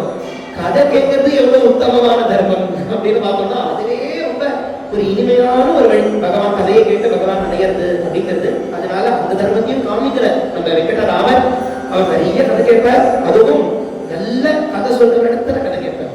அவர் அந்த ஒரு சமயம் யார்கிட்ட கதை கேட்டு இருக்கார் அப்படின்னா அஸ்வத்த நாராயண சாஸ்திரிகள் அப்படின்னு ஒரு சாஸ்திரிகள். அவர் ரொம்ப அனுபவிச்சு கதை சொல்லுவார். அதுவும் அந்த ஒரு சமயம் ராமாயண கதை சொல்லிட்டு வர்றாங்க. ராமாயண கதை சொல்லிட்டு வரும்போதே அந்த ராமாயணம் ஏற்கனவே சொல்லியாச்சு ராம கதை எப்படி ஜனங்களை உருக்கிடும் அப்படின்னு. சாதாரணவன் கல்லஞ்சுக்காரனுடைய மனசு கூட உருக்கக்கூடியது ராமாயணம். நினைச்சு பாருங்க நம்ம சத்குரு சுவாமிகள் எப்படி அனுபவிச்சிருக்காரோ அந்த ராமாயண கதைய. சத்குரு சுவாமிகள் ஒரு நாள் வந்து கதை கேட்க கட்டளைந்த ஆனந்த பாஷ்பம் மேல நீ சிறுக்கிற கத்துல ஏற்பட பாவலட்சணங்கள்லாம் தோண்ட அப்படிதான் கதை கேட்டு வர. அன்னைக்கு கதை சொல்லிட்டு இருக்கக்கூடியவர் கதையில கைகேயி வனம் வாங்கிட்டா ராமர் காட்டுக்கு கிளம்பணும் அப்படின்னு சொல்லியாச்சு. அப்படி சொன்ன உடனே ராமர் இப்பதான் சிம்ஹாசனத்துல அமர்ந்துக்கணும், இப்பதான் பட்டாபிஷேகம் நடக்க போகுதுன்னு சொல்லினான். அடுத்த க்ஷணமே கூப்பிட்டு ராமா உனக்கு ராஜ்யம் கிடையாது, 14 வருஷம் வனவாசம், பரதனுக்கு தான் ராஜ்யம் அப்படின்னு சொன்ன உடனே எப்படி ராமர் இருந்தார்னா ஏற்கனவே ராமர் பிரசன்ன முகம் தான். எப்பொழுதுமே சிரிச்ச முகத்தோட ஒரு மந்தஹாசத்தோட தான் இருந்துட்டு இருப்ப. ஆனா இந்த ஒரு அழகு நம்ம ஆதிசங்கர பகவத்பாதாள் விஷ்ணு சஹஸ்ரநாமத்துக்கு பாஷ்யம் பண்ணியிருக்கார். ஒரு நாமத்துக்குமே ரொம்ப அழகா அர்த்தம் பண்ணி காமிச்சிருக்கார் அவருக்கு.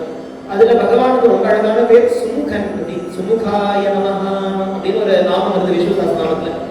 சுமுகாய நமஹா அப்படிங்கிறது என்ன? அழகான முகமுடையவர் அப்படின்னு ஒரு அர்த்தம் பண்ணிக்கலாம் இல்லையா? இதுக்கு சங்கரர் இப்ப அர்த்தம் கொடுக்கணும். எப்படி வேணாலும் அர்த்தம் கொடுத்துருக்கலாம். ஏன்னா பகவானுடைய பல அவதாரங்கள்ல அழகுனா எவ்வளவு அவதாரம் எடுத்துட்டு வந்திருக்காரு. அதுவும் அழகுன்னு சொல்லணும்னா நம்ம குருநாதருடைய கீர்த்தனங்கள்லாம் கேட்டோம்னா கிருஷ்ணாவதாரம் மாதிரி ஒரு அழகு கிடையாது அப்படின்னு சொல்லிட்டு இப்ப கிருஷ்ணனை கூட சொல்லிருக்கலாம் இல்லையா? சரி ராமரை சொல்லுங்க.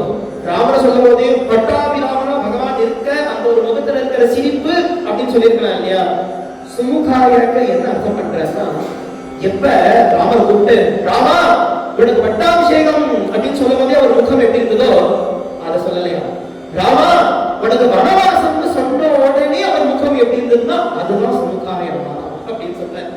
அப்படி அவருடைய முகம் அந்த க்ஷணம் கூட அவ்வளவு அழகான ஒரு முகோல்லாசத்தோட அவர் இருந்தாரா? அதை கேட்டுட்ட தனக்கு என்ன, அவருக்கு அப்பாவாக சத்தியம் பண்ணணும் அப்படின்னு தான் ஆசை. அவருக்கு இதெல்லாம் விஷயமே கிடையாது. பட்டாபிஷேகம், ராஜ்யம், காட்டு இதெல்லாம் அவருக்கு விஷயமே இல்லை. கேட்டா அவருக்கு என்ன ஆசை? ரிஷிகளை மாதிரி வாழணும் தான் ஆசைன்னு அவரே சொல்ற. அப்படி இருக்க ஒருத்தர் ஆசமாதானப்படுத்தணும். ஏன்னா அவருக்குலாம் தெரியாது, ஜனங்களுக்கெல்லாம் தெரியாது இந்த மாதிரி நடந்திருக்கான்னு. அதுல முக்கியமா யாருன்னா கௌசல்யாமா.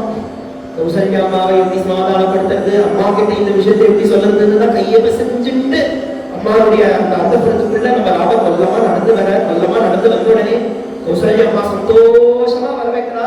வர வச்சு அந்த சிம்மாசனத்தை காமிச்சு அம்மா சிம்மாசனத்துல உட்காருன்னு சொன்ன உடனே ராமர் அம்மா பார்த்து கையை கூப்பிட்டாரா, அம்மா இது சிம்மாசனத்துல உட்கார நேரம் இல்லனா தர்பாசனத்துல உட்கார்ந்துக்கிறதுக்கான நேரம் வந்துட்டு அப்படின்னு சொன்ன உடனே இடி இடிச்சா மாதிரி இருந்தது கௌசல்யாமாவுக்கு. இப்பதான் நான் மனசுல பெரிய கோட்டையை கட்டிட்டு ராமரை பட்டாபிஷேகம் பண்ணிட்டு ராஜா ராவணா அயோத்திய ஜனங்கள்லாம் பார்க்கத்த தான் பார்த்து ரசிக்கணும்னு மனசுல அப்படி அவ்வளவு அழகான ஒரு படத்தை பண்ண இது எல்லாம் போயாச்சுன்னா எப்படி இருக்கும்? கௌசல்யா அம்மாவுக்கு அழகா கஷ்டப்படறா, தவிக்கிறா. அவ சொல்ற நான் வரேன் ராமா உன்னோட, நான் உன்னோட வந்துடுறேன், நான் இங்க அயோத்தியில இருக்கவே வேண்டாம் அப்படின்னு சொல்லி அப்புறம் மனசுக்கு ஒரு விஷயம் யாரும் வருது, ராமா நீ கிளம்பினா காட்டுல எப்படி ராமா நீ சாப்பிடுவ, யாரோட ஆகாரம் பண்ணி போடுவா, நான் இருந்தேன்னா இந்த அரண்மையில நான் குழந்தையா இருக்கிறதுல உன்னை எப்படி நான் போஷிச்சிருக்கேன். ராமா, நீ உன் வாழ்க்கையில எங்கேயாவது ஒரு நாள் துக்கத்தை நீ பார்த்திருக்கேடா? துக்கத்தை பார்க்காம சுகமா வளர்த்தனே உன்னை. அதிர்ஷ்ட துக்கோ தர்மாத்மா. குழந்தையா இருக்கிறதுலேருந்து ஒரு ஹம்சதுலிகா மச்சத்துல தானே உன்னை படுத்த வைப்பேன். எப்பொழுதுமே சாமரம் போட்டு தானே உன்னை படுத்த வைப்பேன். ஒரு கொசு கூட உன் மேல வந்துடக்கூடாதுன்னு தானே பார்த்துப்பேன். உனக்கு டெய்லி நல்ல ஒரு வெள்ளி பாத்திரத்துல, வெள்ளி கிண்ணத்துல, தங்க கிண்ணத்துல தானே பால் எடுத்து வந்து கொடுப்பேன். அப்படி ஒரு நாள் கூட துக்கத்தை பார்க்காத நீ உனக்கு பேர்பட்ட துக்கமாடா? அதிர்ஷ்ட துக்கோ தர்மாத்மா. இந்த மாதிரி ஒரு துக்கம் அயோக்கியத்தான பண்ணக்கூடியவனுக்கு வந்தா பரவாயில்ல, ஒத்துக்கலாம். ஆனா நீயும் எப்படி இருக்கா? தர்மாத்மாவா இருக்கேடா. தர்மாத்மாவான உனக்கு இப்படி ஒரு கஷ்டம் ஏற்படுமா? அதிர்ஷ்ட துக்கோ தர்மாத்மா. சர்வபூத பிரியோ. எனக்காவது ஒருத்தரை பார்த்து ஏதாவது தப்பா பேசுறியா? ஒருத்தரை பார்த்து கூட ஒரு வார்த்தை தப்பா பேசுறதுல, ஒரு ஈ, ஒரு கொசு, ஒரு காக்காவை பார்த்து கூட சீ அப்படின்னு சொன்னதில்ல. எல்லா பூதங்களுடையும் பிரியத்தோடு இருக்கக்கூடிய நீ, அது மட்டும் இல்லைன்னா சாட்சாத் தசரதனுடைய புத்திரன், பட்டத்து ராணியான என்னுடைய புத்திரன், அப்பேற்பட்ட நீ இப்படி நீ இந்த காட்டுக்கு கிளம்பினானா எப்படிடா சாப்பிடுவ? கதம் உஞ்சேன வர்த்தயேத் மகிஜாதோ தசரதாத் கதம் உஞ்சேன வர்த்தயேத். இந்த கதையை அவர் சொல்லிட்டு வர சத்ரு சுவாமிகள் வெங்கடராமர் கதையை கேட்கிறாரு இல்லையா? அவர் ஒரு க்ஷணம் எல்லாம் மறந்து போச்சு. தன்னை மறந்து அவர் எழுந்துட்ட. அம்மா கௌசல்யாமா, கவலைப்படாதமா, ராமனுக்காக நான் உஞ்சவிருத்தி எடுக்கிறேன், ராமனுக்காக நான் உஞ்சவிருத்தி எடுக்கிறேன் அப்படின்னு எழுந்துட்டா.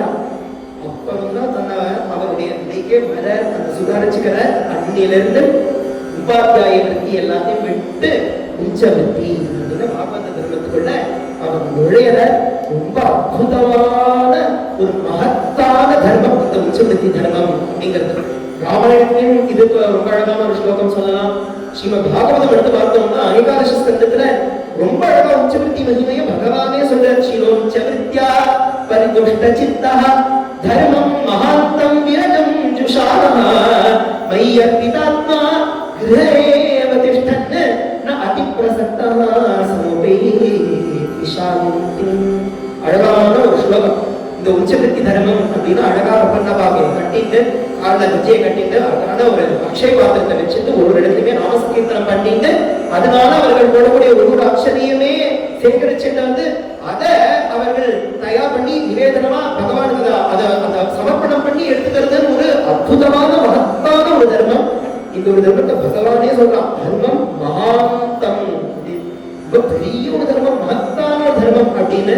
இந்த உச்சவிருத்தி தர்மத்துல இருந்துட்டு இருக்க இவ்வளவு சுலபம் அப்படின்னா கிரஹேவ திஷ்டன்னு ந அதிப்ரசக்தஹ. கிரஸ்தாசிரமத்துல இருந்துட்டே ஒரு உச்சவிருத்தி தர்மம் அப்படின்னு இதை ஃபாலோ பண்ணிட்டு இருந்துட்டே பகவான் அடைஞ்சிடலாம், பரம சாந்தி அடைஞ்சிடலாம் அப்படின்னு. நீங்க சன்னியாசம் வாங்கிட்டு நிவர்த்தி மார்க்கம்னு அப்படி போகணும்னு கூட இல்லை. ஒரு கிரஸ்தாசிரமத்துல இருந்துட்டே கூட அழகான இந்த உச்சவிருத்தி தர்மத்தை பாலன, இந்த உச்சவிருத்தி தர்மத்துல இருந்துட்டாலே பரம சுகத்தை அடையலாம் அப்படின்னு நம்ம பகவானே அவருடைய வாக்குனால சொல்லக்கூடிய ஒரு ஸ்லோகம் ஸ்ரீமத் பாகவதத்துல வருது. இந்த ஸ்லோகத்தை சொல்லும் போதே குருநாதர் சொல்ற ஒரு விஷயம் தான் ஞாபகம் வரும். குருநாதரே சொல்லுவ இந்த ஸ்லோகம் தான் ஒரு மதுரை கீதத்துக்கு இன்ஸ்பிரேஷன் அப்படின்னு.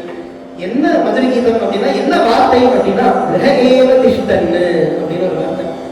கிரகஸ்தர்களாகவே இருந்துட்டு பிள்ளை குட்டிகளோட தான் இருந்துட்டு ஒரு குடும்பத்திலேயே இருந்துட்டு பாகவத தர்மத்துல இருந்துட்டே பரம சௌக்கியத்தை அடைஞ்சிடலாம், பகவானே அடைஞ்சிடலாம் அப்படிங்கிற விஷயத்தான் உங்களா பாடுற.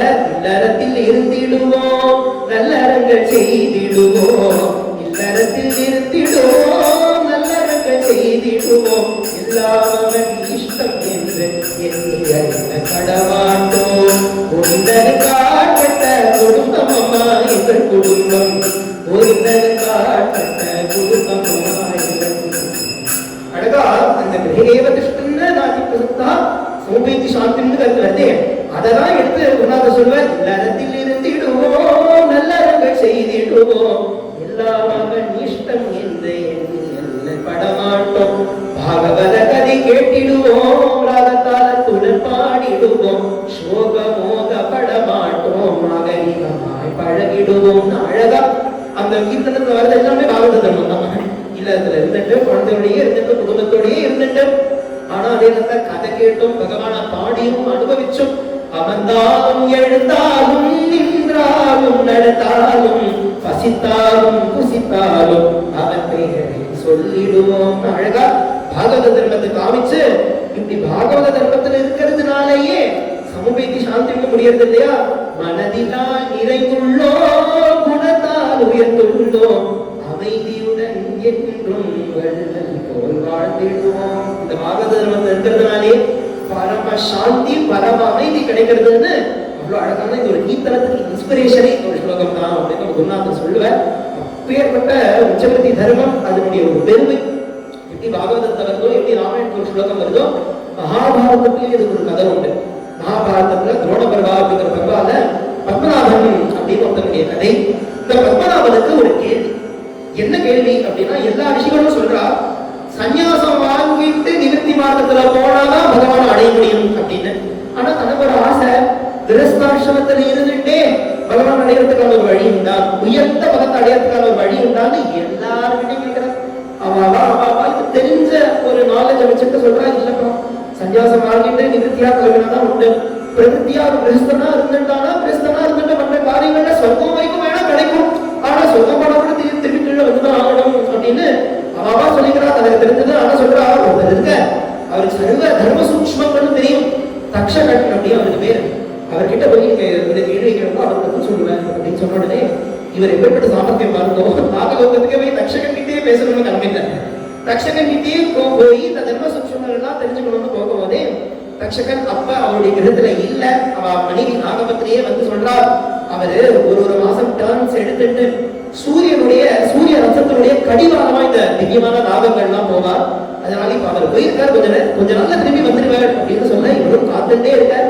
தக்ஷகனும் திரும்பி வந்த உடனே தக்ஷகன் இடத்துலயே இந்த ஒரு கேள்வியை கேட்க தக்ஷகன் சொல்ற, கதை வேணாம் உங்ககிட்ட சொல்றேன், இது நீங்க கேட்டதே இந்த கேள்விக்கு. ஒரு சமயம் எனக்கு இந்த ஒரு கைங்கரியம் கடிவாளமா இருக்கிறதுக்கான கைங்கரியம் கிடைச்சது சூரிய ரசத்துல.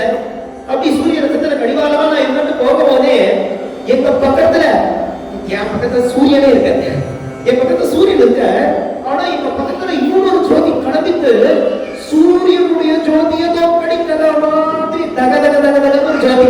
அந்த ஜோதி அப்படி கலவி எல்லா லோகங்களையும் வேதிச்சுட்டு சூரிய மண்டலத்தையே தாண்டி போகலாம். சூரிய மண்டலத்தை தாண்டி போகும்போதே சூரிய பகவானே ஒரு சலத்தை கையை கூப்பிட்டு அந்த ஜோதியை பார்த்தேன். கேட்கிற பத்மநாபன், அப்படியா அப்படி ஒரு ஜோதி கிளம்பிட்டான், சூரிய மண்டலத்தை பேதிச்சுட்டு போச்சான், சூரிய பகவானே கை கூப்பிட்டாரா, யார் அது அப்படின்னு கேட்கும் போதே அவர் சொல்ற, ஹரிநாம சங்கீர்த்தனம் பண்ணிட்டு உச்சவருத்தி எடுக்கக்கூடிய ஒரு பாகவத வைகுண்டத்துக்கு போறேன், அதுதான் பார்ப்போம் அப்படின்னு. அப்ப உச்சவருத்தி தர்மத்தினுடைய பெருமை தெரியறது. சூரிய மண்டலத்தோட பேதிச்சுட்டு போய் வைகுண்டத்துல பகவான் அடையிறது அப்படின்னா உச்சவருத்தி எடுக்கிறவாளுடைய பெருமை எப்பேற்பட்டது. உஞ்சவருத்தி எடுக்கிறவாளுக்கு அவ்வளவு பெருமையா? உஞ்சவருத்தி எடுக்கிறவாளுக்கு அக்ஷதை போடுறோம் இல்லையா நம்ம அக்ஷய பாத்திரத்துல, அவளுக்கு எப்பேற்பட்ட பெருமை அப்படின்னு பார்க்கணுமே. அதுக்கு ஒரு அழகான கதை உண்டு. தாசர்கள்ல புரந்தரதாசருடைய சிஷ்யர் ஒருத்தருக்கு விஜய் விட்டலதாசன் அப்படின்னு பேர். விஜய் விட்டலதாசன் இந்த உச்சவருத்தி தர்மத்துலதான் இருந்துட்டு இருக்க. பல இடங்கள்ல இந்த மாதிரி உச்சவருத்தி தர்மத்துல இருந்துட்டு அவர் உச்சவருத்தி எடுத்துட்டு வரும்போதே அவர் எந்த ஒரு கிராமத்துல சஞ்சாரம் பண்ணிட்டு இருக்காரோ அந்த ஒரு கிராமத்துல ஒருத்தருக்கு நிறைய நாட்களா வைத்தவழி. இந்த வைத்தவழி போற மாதிரியே இல்ல, என்ன சிகிச்சை பண்ணி பார்த்தாலும் போல, எந்த இடத்துக்கு போய் பார்த்தாலும் என்ன பரிகாரம் பண்ணி வச்சாலும் அந்த வைத்தவழி போகாட்டேங்கிறது. ஏதாவது வழி உண்டான்னு அவர் தவிச்சுட்டு இருக்கும் போதே திருப்பதிக்கு போற. திருப்பதியில போய் பெருமாள் இடத்துல விண்ணப்பிக்க, பெருமாள் இடத்துல கதறி அழ, பெருமாளே காமிச்சு கொடுக்குற என்ன காரணம்னு, நீ போன ஜென்மத்துல உன் அம்மாவுக்கு நீ ஆகாரம் போடாம போயிட்ட, அதனாலதான் இப்படி ஒரு கஷ்டத்தை அனுபவிக்கிற அப்படின்னு சொல்றேன். இதுக்கு ஏதாவது வழி உண்டா இல்ல வருதுன்னு கைய நட்டிக்கிட்டு அப்படி கேட்கும் போதே சொல்ற, லட்சம் சத்பாத்தமான லட்சம் பேருக்கு போஜனம் பண்ணி வச்சா இந்த வைத்தவழி போயிடும் அப்படின்னு நான் பண்ணறேன் அப்படின்னு சொல்லிட்டேன். ஏன்னா எப்படியாவது இந்த வைத்தவழி போகணும் இல்லையா, நான் பண்ணிடுறேன்னு சொல்லியாச்சு. அப்புறம்தான் ஞாபகம் வருது, நான் பரம தரித்திரத்துல இருக்கும். லட்சம் பேருக்கு அக்காத்தி வச்சு அண்ணன் விடுறதுன்னா எங்க போகுது, அதுக்கான பைசா என்ன பண்றது, திருப்பியும் அழற, திருப்பியும் தவிக்கிற. அதுக்காக பகவான் திருப்பியும் வந்து சொல்ற, லட்சம் பேருக்கு நீ அண்ணன் விடணும்னு ஆசைப்பட்டானா நான் வழி காமிக்கிறேன். விஜய விட்டலதாசன் ஒரு பரம பாகவதர் உச்சவருத்தி எடுத்துட்டு வருவார். உன்னுடைய வீதியில அவருடைய அக்ஷய பாத்திரத்துல ஒரு பிடி அரிசி போடும் போதும் லட்சம் பிராமணர் ஆளுக்கு போஜனம் பண்ணதுக்கு சமம், 1,00,000 பேருக்கு போஜனம் பண்ணி வச்சதுக்கு சமம் அப்படின்னு சொன்ன உடனே இவர் வர பஞ்சவர்த்தி எழுத்துட்டு விஜயபட்டனதாசர் வர அவருடைய கீர்த்தனம் ரொம்ப அழகு. அது ஒரு கீர்த்தனம் எடுத்து பார்க்கணும்னா அவர் பகவானையும் பார்த்து கேட்கிற பாகவதம்லாம் பிடிக்கும் போதே நிறைய ஸ்லோகங்கள்லாம் வருது. பக்தி அப்படின்னு ஒண்ணு ஒரு பக்தன் இடத்துல இருந்திருந்தனா அந்த பகவானே என்ன லோகமா இருந்தாலும் அதை விட்டுட்டு ஓடி வந்து அந்த பக்தனுடைய ஹிருதயத்துல தானே ஒரு கயிறை கட்டி உட்காந்துட்டுலாம் அப்படின்னு, பிரபு அப்படி என்னுடைய ஹிருதயத்தில் நீ வந்து உட்காந்துக்க மாட்டியா அப்படின்னு கேட்கிற. சதா ஹிருதயத்தில் வாசமாடோ ஸ்ரீஹரே சதா ஹிருதயத்தில் ನಾದಮೂರ್ತಿ ನಿನ್ನ ಪಾದ ಮೋದದಿಂದ ಭಜಿಸುವೆ ಸದಾ ಹೃದಯದಲ್ಲಿ ವಾಸ ಮಾಡೋ பாடகீதங்களை பாடிக்க. இப்படி பாடிட்டே அவர் வர ஓடி வந்து அக்ஷய பாத்திரத்துல ஒரு பிடி அன்னம் போட்ட உடனே வைத்தவதி சரியா போச்சு. அப்ப உஞ்சவர்த்தி எடுக்கிறவாளுடைய பொறுமை எப்பேற்பட்டது, உஞ்சவர்த்தி எடுத்துட்டு வரவாளுடைய அக்ஷய பாத்திரத்துல அக்ஷத போடுறது எவ்வளவு பெரிய விஷயம்னு பார்த்தாலே சிரோச்சவித்யா பரிதுஷ்ட சித்தா தர்மம் மகாந்தம் விரஜம் யுஷா. மகத்தான தர்மம் இந்த உஞ்சவர்த்தி எடுக்கக்கூடிய தர்மம். அப்பேற்பட்ட தர்மத்துலதான் நம்ம சத்ரு சுவாமிகளும் அன்னிலிருந்து அவர் வெங்கடராமன் அன்னைக்கு அந்த கதை கேட்டு பிரதிஜை எடுத்தது இல்லையா, அம்மா கௌசல்யமா கவலைப்படாத, ராமனுக்காக நான் உச்சவருத்தி எடுக்கிறேன் அப்படின்னு எடுத்தாரு. அன்னிலிருந்து உபாத்தியாய விருத்தியை விட்டு உச்சவருத்தின்னு கிளம்பி பல இடங்கள்ல அப்படி உச்சவருத்தி எடுத்துட்டே வர. அப்படி எடுத்துட்டு வரும்போது அழகா உச்சவருத்தி எடுத்துட்டு வரதுக்கான கீர்த்தனங்கள்லாம் என்ன பாடணும்ங்கிறது அவரே ஒரு சம்பிரதாயம் அமைச்சு வைக்கிற. அதுலயும் முக்கியமானது நாராயண தீர்த்தனுடைய தரங்கங்கள். அதுலயும் முக்கியமானது நம்ம ஸ்மரிச்சோமே, ராமா கிருஷ்ணா கோவிந்தேதி நாமசம்ப்ரயோகே காமனீஹ ஸ்நாதும் சர்வோத்தம பிரயாகே ராமா கிருஷ்ணா. அழகா உஞ்சவருத்தி தர்மம் பாகவத தர்மம் நானே ராமசங்கீர்த்தன பெருமை தானே. அதனால இந்த சம்பிரதாயத்துல உஞ்சவருத்தி எடுக்கும் போதே முக்கியமா பாட வேண்டிய தரங்கத்தை இந்த தரங்கமா தான் வச்சிருக்காங்க. நம்மளே பார்த்தோம் இந்த கீர்த்தனத்துடைய ஒரு அழக. எப்படி அவர் திக்கு தேச கால அனபேக்ஷா சித்த சர்வ சுலபே, இந்த திக்குல தான் நாம சொல்லணும், இந்த காலத்துல தான் சொல்லணும், இந்த व्यक्ति தான் சொல்ல முடியும், இந்த தேசத்துல தான் சொல்லணும், எந்த விதமான ஒரு விதி நிஷேதங்களும் இல்லாத சுலபமான ஒரு வழி. திரிவேணி சங்கமத்துல ஸ்நானம் பண்ணணும்னு ஆசை இருந்ததுன்னா ராமநாம கங்கையா நிமித்த கிருஷ்ண நாம யாமுனே கோவிந்த நாம சரஸ்வதி பிரசிதே ராம கிருஷ்ண. அற்புதமான இந்த கீதம். இதை பாடிட்டு இந்த மாதிரி ரொம்ப அழகா உச்சவருத்தி எடுத்துட்டு வரும்போதே என்னென்னலாம் கீர்த்தங்கள் பாடுங்கிறது ஒரு அழகா சத்ரு சுவாமிகளே ஒரு சம்பிரதாயம் அமைச்சு கொடுக்குற. அப்படி உச்சவருத்தி எடுத்துட்டு பாகவத தர்மத்துல அவர் சத்ரு சுவாமிகள் எடுக்க அவர் மனசுல ஒரு ஆசை வருது. என்ன ஆசைனா, ராம பிறந்த கஷேத்திரமான அயோத்திக்கு போகணுமே அப்படின்னு மனசுல என்ன வருதான். அதனால அயோத்தி யாத்திரையா கலந்துவோம்னு ஆசைப்பட்டு அவருடைய ஊர்ல இருந்து கிளம்பி ஒரு கஷேத்திரமா போக, அவர் அந்தந்த கஷேத்திரத்துக்கு போகும் போதே அந்தந்த தேசத்துல பாகவதெல்லாம் எப்படி பகவான பாடியிருக்காரோ அதெல்லாம் அனுபவிச்சுட்டே வர. கொஞ்சம் கொஞ்சமா அப்படி போக போக தாளப்பாக்கம் அப்படின்னு ஒரு கஷேத்திரத்துக்கு வர. தாளப்பாக்கம் சொன்னாலே நம்ம அனுவாச்சாரியர் தானே மனசுக்கு வர. அனுவாச்சாரியர் எவ்வளவு கீர்த்தனங்கள் நம்ம பெருமாள் மேல, வெங்கடேசன் பெருமாள் மேலையும் அலவேல் மங்கா மேலையும் பாடியிருக்கார். அற்புதமான கீர்த்தனங்கள். ஸ்ரீமன் நாராயண ஸ்ரீமன் நாராயண ஸ்ரீமல் நாராயண ஸ்ரீபாதமே சரணம் கமலா சதி மோக கமல கமலகீத கமல பிரியா கமலேக்ஷணா கமலாசனகீத கருட கமல ஸ்ரீ கமலநாதனி பத கமலமேஸ்வர ஸ்ரீமன்னாராயண ஸ்ரீமன்னாராயண ஸ்ரீமன்னாராயண ஸ்ரீபாதமேஸ்வர. அற்புதமான அன்னமையாவுடைய கீர்த்தனங்கள்லாம் அந்த தேசத்துல இருக்கிறவாலாம் பாடுறா. அந்த காலம் அவர் போகும்போதே அன்னமாச்சாரியார் அப்ப இல்லை. ஆனா அவருடைய பேரன் இருந்த சின்னையா அப்படின்னு அவருக்கு பேரு தாளமக சின்னையா, அவர் அந்த தேசத்துல அவர் இருக்க. இப்படி நிறைய கீர்த்தனங்கள்லாம் அவர்கள் அவருடைய அந்த பாஷையில அன்னமாச்சாரியா பாடியதெல்லாம் அவர்கள் பாடிட்டு வரானா. இப்படி ஒரு க்ஷேத்திரமா போக போக பார்த்தா ஒரு சில பேர் மகாராஷ்டிரா சத்துக்கள்லாம் எப்படி பகவான் அனுபவிச்சிருக்காளோ அந்தந்த அவர்கள்லாம் ரொம்ப அழகா அனுபவிக்கிறது இவர் அனுபவிக்கிறார். தெலுங்கு பாஷையில இவர்கள்லாம் பாடக்கூடிய கீர்த்தனங்கள், மராட்டி பாஷையில அவர்கள்லாம் பாடுறது, கர்நாடக பிரதேசம்னு பார்த்தோம்னா அஷ்டதாசர்கள் அவர்கள்லாம் பகவான் எப்படி பாடியிருக்கிற விஷயம். இப்படி ஒரு ஒரு இடத்துல பாகவதம் பல விதமாக பகவான் பாடத்தை பார்க்கிறார். அது மட்டும் இல்ல, ஒரு ஒரு பாகவதாவை பார்க்கும் போதையும் அவர்கள் நிரம்பி இருக்காங்க. ரொம்ப பெரிய தனம் அப்படின்னா ஒண்ணு இல்லைனாலும் கூட ஒரு அழகான ஸ்லோகமே மனசுக்கு வருது.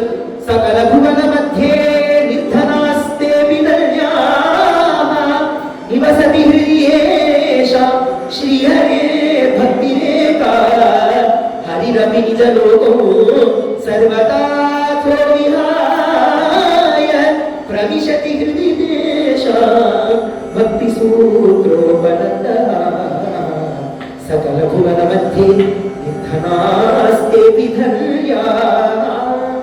தனம் அப்படின்னு பணம்ங்கிற விஷயத்துல வேணா பணம் இல்லாதவாளா இருக்கலாம், ஆனா வாஸ்தவத்துல அவதான் கோடீஸ்வரா அப்படின்னு சொல்றா.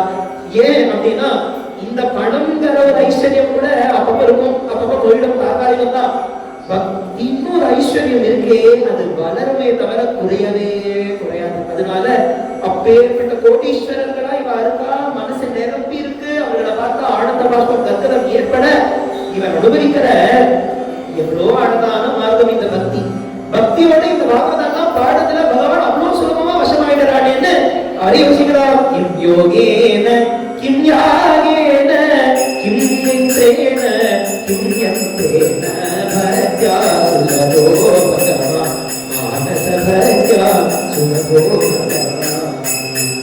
சிஷ்யனாவுடைய கீர்த்தனம் அவரே கேட்கிற கிம் யோகேன கிம் யாகேன கிம் மந்திரேன கிம் யந்திரேன கிம் சாஸ்திரேன கிம் தீர்த்தேன கிம் நியமேன கிம் தர்மேன. எல்லாம் எதுக்குப்பா, ஏன் கஷ்டப்படணும்? அழகான பக்திக்கு சுலபமான ஒரு மார்க்கம் இருக்கே, அதுவே போதும். பக்தியா சுலபோ பகவான் அப்படின்னு பாடுறாரு. இதெல்லாம் பார்த்த ஒரு ஆசை வந்து நம்ம சத்குரு சுவாமிகளுக்கு, இவ்வளவு கஷேத்திரங்கள்ல இவ்வளவு விதமா பகவான பாடுறாளே, இது வரைக்கும் நாம ஸ்மரணம் நாம ஜபம்னு இருந்தது, ஆனா இவ்வளவு கீர்த்தன ரூபமா பகவான ஆராதனை பண்ணணும்னு ஒரு ஆசை வந்து ஒரு பஜன சம்பிரதாயத்தை ஏற்படுத்தணும் அப்படின்னு ஆசைப்படுற, ஒரு பஜன பத்ததியை அமைச்சு வைக்கணும்னு ஆசைப்படுற சத்குரு சுவாமிகள் அன்னைக்கு போட்ட பஜன பத்ததி தான் இன்னி வரைக்கும் பாகவதால அப்படி அனுபவிக்கிறார். ஆரம்பிக்கும் போதே அவர்கள் பாகவதால இருக்கிறதுனால அனவர்த்தமும் நாமஸ்மரணம் அப்படின்னு பண்றது உண்டு. நாமஸ்மரணம் பண்ணிட்டே இருக்கா, நாமஸ்மரணம் முடிச்சுட்டு தானே இந்த கீர்த்தனம் ஆரம்பிக்கணும். அதனால அந்த நாமஸ்மரணத்தை முடிச்சு ஆர்த்திஹர ஸ்தோத்திரம் அப்படின்னு சுவாமி ஸ்ரீதரையாவான் அருளிடுது. அது ஒரு சரணாகதி, அதை படிக்கணும். அதை படிக்கும் போதே பிரபோ நீ சர்வசக்தனா இருக்கே, நான் அல்பனா இருக்கேன், நீ சர்வசரண்யனா இருக்கே, நீ சர்வநியாமகனா இருக்கே, பிரபோ எப்படியாவது என்னை ஏற்றுக்கணும், எப்படியாவது என்னை ஏற்றுக்கணும், சிவபாகி என்னை காப்பாத்து அப்படின்னு ஒரு சரணாகதியாலே அமைய அற்புதமான ஆர்த்திஹர ஸ்தோத்திரம். அந்த ஆர்த்திஹர ஸ்தோத்திரத்தை சொல்லிட்டு எல்லா பாகவதாலும் சேர்ந்து ஹரிநாராயண ஹரிநாராயண ஹரிநாராயண ஹரிநாராயண ஹரிநாராயண ஹரிநாராயண ஹரிநாராயண ஹரிநாராயண ஸ்ரீஹரே பரமாத்மனே நமः. சத்குரு திவ்ய சரணாரவிந்தாபியாம் நமோ நமः. சுக்லாம்பரதரம் விஷ்ணும் சசிவர்ணம் சதுர்புஜம் பிரசன்னவதனம் த்யாயே சர்வவிக்னோபசாந்தயே ஏதத் நிர்வித்யமானானாம் இச்சகாவகுதோ யோகிநாதவனித்நீதம் ஹரே பாவானுகீர்த்தனம் ஆரோட்ய சர்வசாஸ்திராணி விசாரியதமுனः புனः இதமேகம் சுவிஷ்பன்னம் தேயோ நாராயண சதா. அற்புதமா நாம கீர்த்தனம் பண்ணி புராண இதிகாசங்கள் எல்லாம் வரக்கூடிய நாமமகிம ஸ்லோகங்கள்லாம் பாடி கோடைமங்கலம் அப்படிங்கறத அமைக்கிறதுமே நம்ம சத்குரு சுவாமிகள் தான். ஜெயஜானகி ரமண ஜெய விபீஷண சரண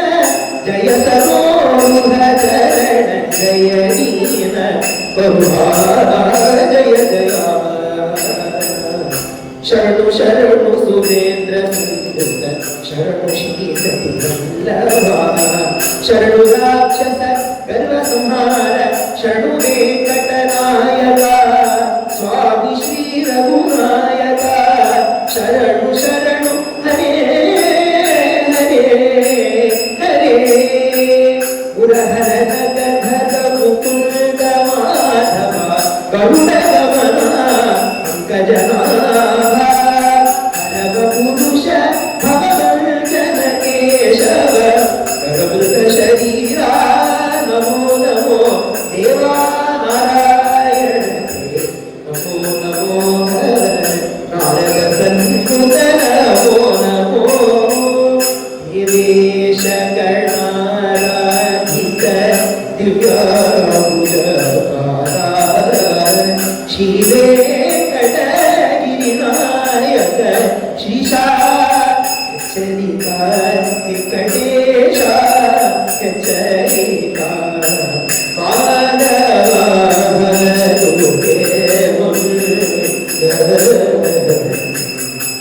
मधुर हरते करो गोपाल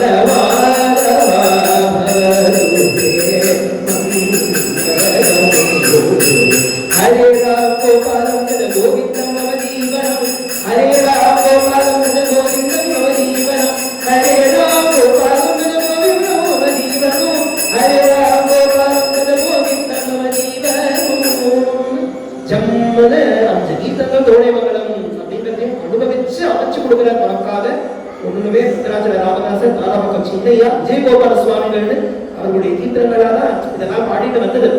இதுல நேரம் இருக்குன்னா அனுமதிக்கலாம். இந்த தேவேசகனாரத்தித பாடினோமே விஜயகோபால சுவாமிகள் திருவேங்கடமுடியான் புறப்பாட வரும்போதே பாடினது. அவ திருவேங்கடமுடியான் புறப்பாட வரும்போதே இவர் ஒரு துரித காலத்துல பாஸ்டா பாட ஆரம்பிச்சிருக்காங்க.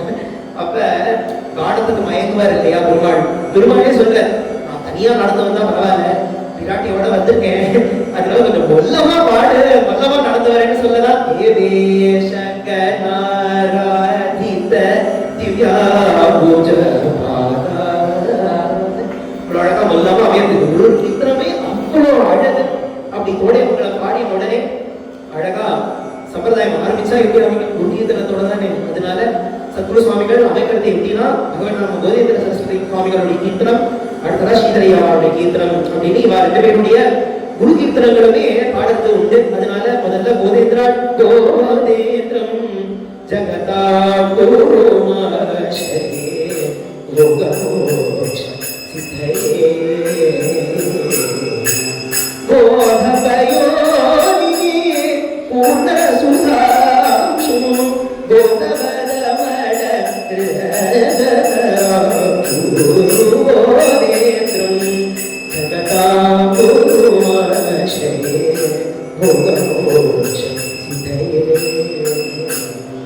நிறைய போதேந்திர சுவாமிகளுடைய குரு கீர்த்தனங்கள், அடுத்த ஸ்ரீதர ஐயாவாருடைய குரு கீர்த்தனங்களும் புத்தி மூத்துலகு காரணமது சிம்மோதியது இந்து பிரேமகட ಶಿವ ಭಕ್ತೇ ಶ್ರೀಧರ ವೆಂಕಟ ಗುರುವರ್ಯೋದ ಬಂಚಲಗೆ ಶಿವ ಭಕ್ತೇ. அற்புதமா ஸ்ரீதரி அவருடைய கீர்த்தனங்களும் சத்குரு சுவாமிகள் அமைக்கும் போதே இவா ரெண்டு பேர் கீர்த்தனங்கள் தான் அமைச்ச.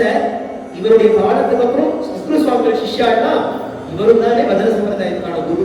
அதனால மூணாவதா இவருடைய கீர்த்தனங்களும் சேர்த்தா சம்பிரதாயத்துல அதுல ஒரு சிஷ்யருமே அனுபவிச்சு சத்குரு சுவாமிகள் கீர்த்தனம் பாடிப்பார். திப்பிராஜபுரம் அப்படின்னு ஒரு கிராமம். அந்த கிராமத்துல அது மருதானூர் பக்கத்துல இருக்கக்கூடிய ஒரு கிராமம் தான். அந்த இடத்துல ஒருத்தர் பாலகணேசன் அப்படின்னு உஞ்சிவிருத்தி பாகவதானா வந்துட்டு இருக்கும் போதே அதுல நம்ம சத்குரு சுவாமிகளும் அன்னைக்கு உஞ்சிவிருத்தி எடுத்துட்டு வந்தாங்க. அந்த கிராமத்துல எடுத்துட்டு வரும்போது இந்த பாலகணேசன் என்ன பண்றாரு, அலட்சியமா கால் மேல காலை போட்டுட்டு அவர் படுத்துட்டு இருந்தார். பராபரான்னு சொல்ல உச்சக்தி பாகவதானா அவமரியாதையா இருக்கும், இப்படி பண்ண வேண்டாமே அப்படின்னு சொல்ல அதெல்லாம் அவர் கண்டிக்கவே இல்லை. ஒரு அலட்சியம். அவருடைய கால் மேல காலை போட்டு படுத்துட்டு இருந்த குஞ்சவதி பாகவதெல்லாம் வந்து அந்த இடத்தை தாண்டி போனதுக்கு அப்புறம் தாங்க முடியாத வயத்த வலி ஏற்படுது நம்ம பாலகணேசனுக்கு. என்ன பண்றதுன்னே தெரியல. அப்பதான் அவளை வந்து சொல்றா, நம்ம சொன்னோமே ஒரு பெரிய அவமரியாதையா ஆயிடும் அப்படின்னு. என்ன வழி வழியில இருந்து வருதுன்னா, சத்குரு சுவாமிகள் உச்சவர்த்தி எடுத்துட்டு போக அவருடைய பாத பிரக்ஷாலனம் பண்ணி அந்த பாத தீர்த்தத்தை எடுத்துட்டானா இந்த வழி போயிடும்னு சொல்ல, அந்த பாத தீர்த்தத்தை எடுத்துக்கிறார் அவர், வழியும் போயிடுது. அப்ப ஏற்பட்ட ஒரு பாகவதருடைய பாத ஜலம் கிடைச்சா பக்தியும் தானே வளருன்றதுனால பக்தியும் ஏற்படுது. அன்னிலேருந்து அந்த பாலகணேசங்கிறவர் ஒரு சிஷ்யன் ஆயிட்ட. அவர் ரொம்ப அழகா பாடுற ஒரு குரு கீர்த்தனம், அதடே பரபிரம்மம்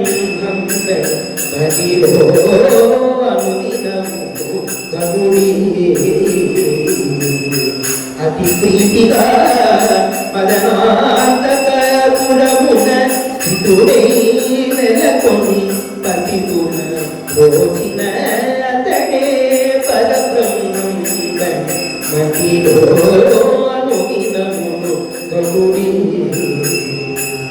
அவர் பாடின குரு கீர்த்தனம் தான் இந்த கீர்த்தனம். அடுத்ததா வெங்கட விட்டலதாசன் அப்படின்னு ஒருத்தர், ஒரு சிஷ்யன். அவர் நிறைய சங்கீர்த்தனம் கேட்கக்கூடியவர். ஆனா பஜனை அலட்சியம் பண்ணுவார். சங்கீத வித்வான்கள்லாம் வந்து ராகத்தோட ஆலாபனத்தோட தான் பாடினா அதை ரசிப்பார். ஆனா அது என்ன பஜனை, சும்மா அதை ராமகிருஷ்ணா கோவிதான் பாடி இருக்கா அப்படின்னு அலட்சியமா இருப்பார். ஒரு சமயம் யாரோ ஒருத்தர் சத்குரு சுவாமிகள் வந்திருக்க, அவருடைய பஜனை நடக்கிறது வந்து கேட்கணும் அப்படின்னு சொன்ன உடனே இவர் ஏதோ அன்பிலின்றி வர, ஆனா வந்து சத்குரு சுவாமிகள் பாடக்கூடிய பஜனையை கேட்டு அவருடைய சங்கீதத்தை சொல்லறதா, அவர் பக்திய சொல்லறதா, அவர் பாவத்தை சொல்லறதா, மயங்கி போயிட்ட. அன்னிலிருந்து அவருக்கும் பஜனையிலையும் சத்குரு சுவாமிகள் மேலையும் அப்படி ஒரு ஒரு ஒரு ரதி, ஒரு அப்படி ஒரு ஆசை ஏற்படுறது. அன்னிலிருந்து அவருடைய சிஷ்யரா ஆகி அவரும் ரொம்ப அழகா கீர்த்தனங்கள்லாம் பாடிக்க. அதுல ஒரு கீர்த்தனம், பஜனை குரு சரணம் துஸ்தர பவசாகர தரணம்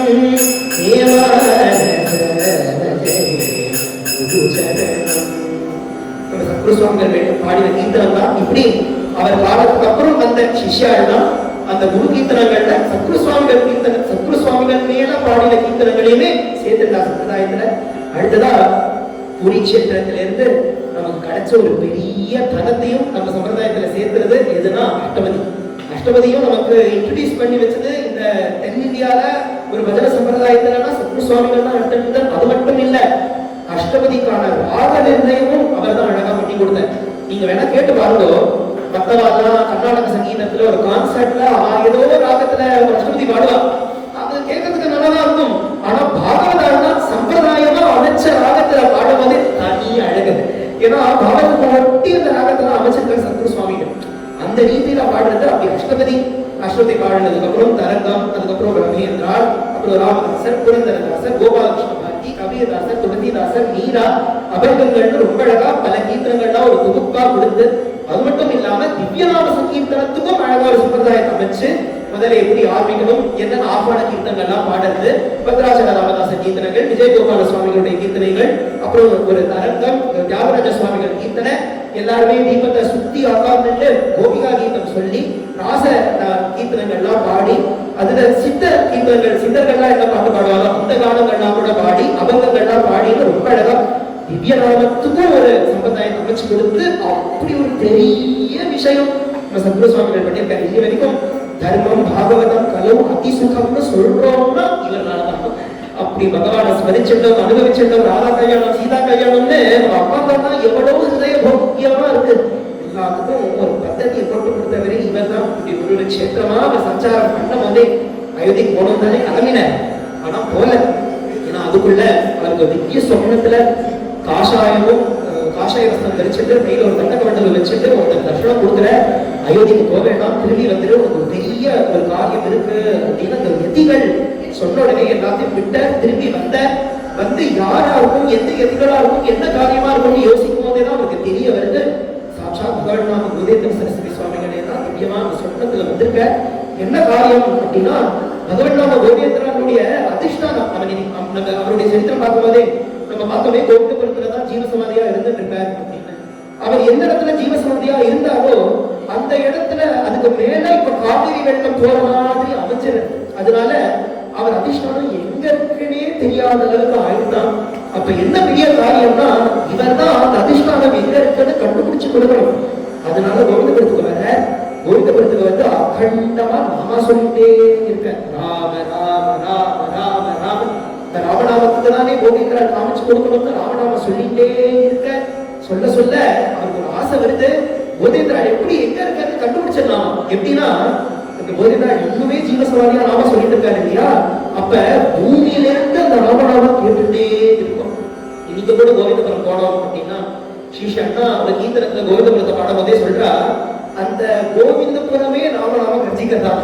கர்ஜித ஹரி நாம துவடி பரிபூர்ண தஜ்ஜித வைவஸ்வத தூதகணா கோவிந்தபுரீமம் பிரணமாமி. எந்த ஒரு க்ஷேத்திரத்துல ராம ராம ராம ராமன்னு கர்ஜனம் கேட்டுட்டே இருக்கோ, அந்த கோவிந்தபுரம் எல்லைக்குள்ள யமதூதானால வரவே முடியாது அப்படின்னு சொல்ற தஜ்ஜித வைவஸ்வத தூதகணான்னு. அதனால அந்த பூமியிலேயே ராமநாம கேட்கவே நம்ம சுப்ரு சுவாமிகள் அவருடைய கால் ரெண்டுமே கட்டிண்டு, ஏன்னா பாதத்தை வைக்கக்கூடாது, எங்கேயாவது குருநாதார் மேல பாதத்தை வச்சுட்டோம்னா என்ன ஆகுது, கால் ரெண்டுமே கட்டி தவழ்ந்து தவழ்ந்து ராமநாமா சொல்லிட்டே ராமநாமா கேட்கறதா கேட்கறதா கேட்கறதான்னு போக ஒரு இடத்துல ராம ராம ராம ராமன்னு கர்ஜனை கேட்க சத்ரு சுவாமிகள் கண்டுபிடிச்சாச்சு, இங்கதான் குருநாதார் இருக்கா, இங்கதான் குருநாதார் இருக்கான்னு சந்தோஷப்பட்ட சத்குரு பாயிமா பரமதையாடோ ரக்ஷமாம் சத்குரு பாயிமா பரமதையாடோ ரக்ஷமாம் ஆனந்த தாண்டவ பாடல கண்டுபிடிச்சாச்சு. குருநாதால திருப்பியும் அதிஷ்டானத்தை இந்த இடத்துல அழகா பண்ணி வைக்கணும். ஆனா கட்டினோம்னா அதே இடத்துல தானே காவேரி வெள்ளமும் வந்துட்டு இருக்கு, திருப்பி அடிச்சுட்டு போச்சுன்னா என்ன பண்றது? அப்ப யோசிக்கிற காவேரியினுடைய ரூட்டையே மாத்திடணும் அப்படின்னு, அந்த பக்கம் ஜனம் வராத மாதிரி பண்ணிடணும். அப்ப காவேரியே திருப்பி விட்டணும் இல்லையா? மனுஷன் பண்ற விஷயமா அது சுலபமா பண்ணிட முடியுமா என்ன? குருநாதா சங்கல்பம் பண்ணணும் அப்படின்னு இருக்க, அவர் அந்த சமயம் தஞ்சாவூர் கஷேத்திரத்துல அந்த ஒரு ராஜா, அந்த ராஜா சிவாஜி மகாராஜா பரம்பரையிலேயே வரக்கூடிய ஒரு ராஜா. அதனால நல்ல ஹனுமந்த பக்தர் வேற அவர் எந்த ஒரு இடத்த ராஜ்யம் பண்ணிட்டு இருக்காரோ அந்த ஒரு இடமா பார்த்து இவர் என்ன பண்ணிருக்க, அந்த ஒரு மடம், அந்த ராஜ்யம் இடத்துல அந்த ஒரு மடம், அந்த ஒரு மடத்துக்கு வந்திருக்க.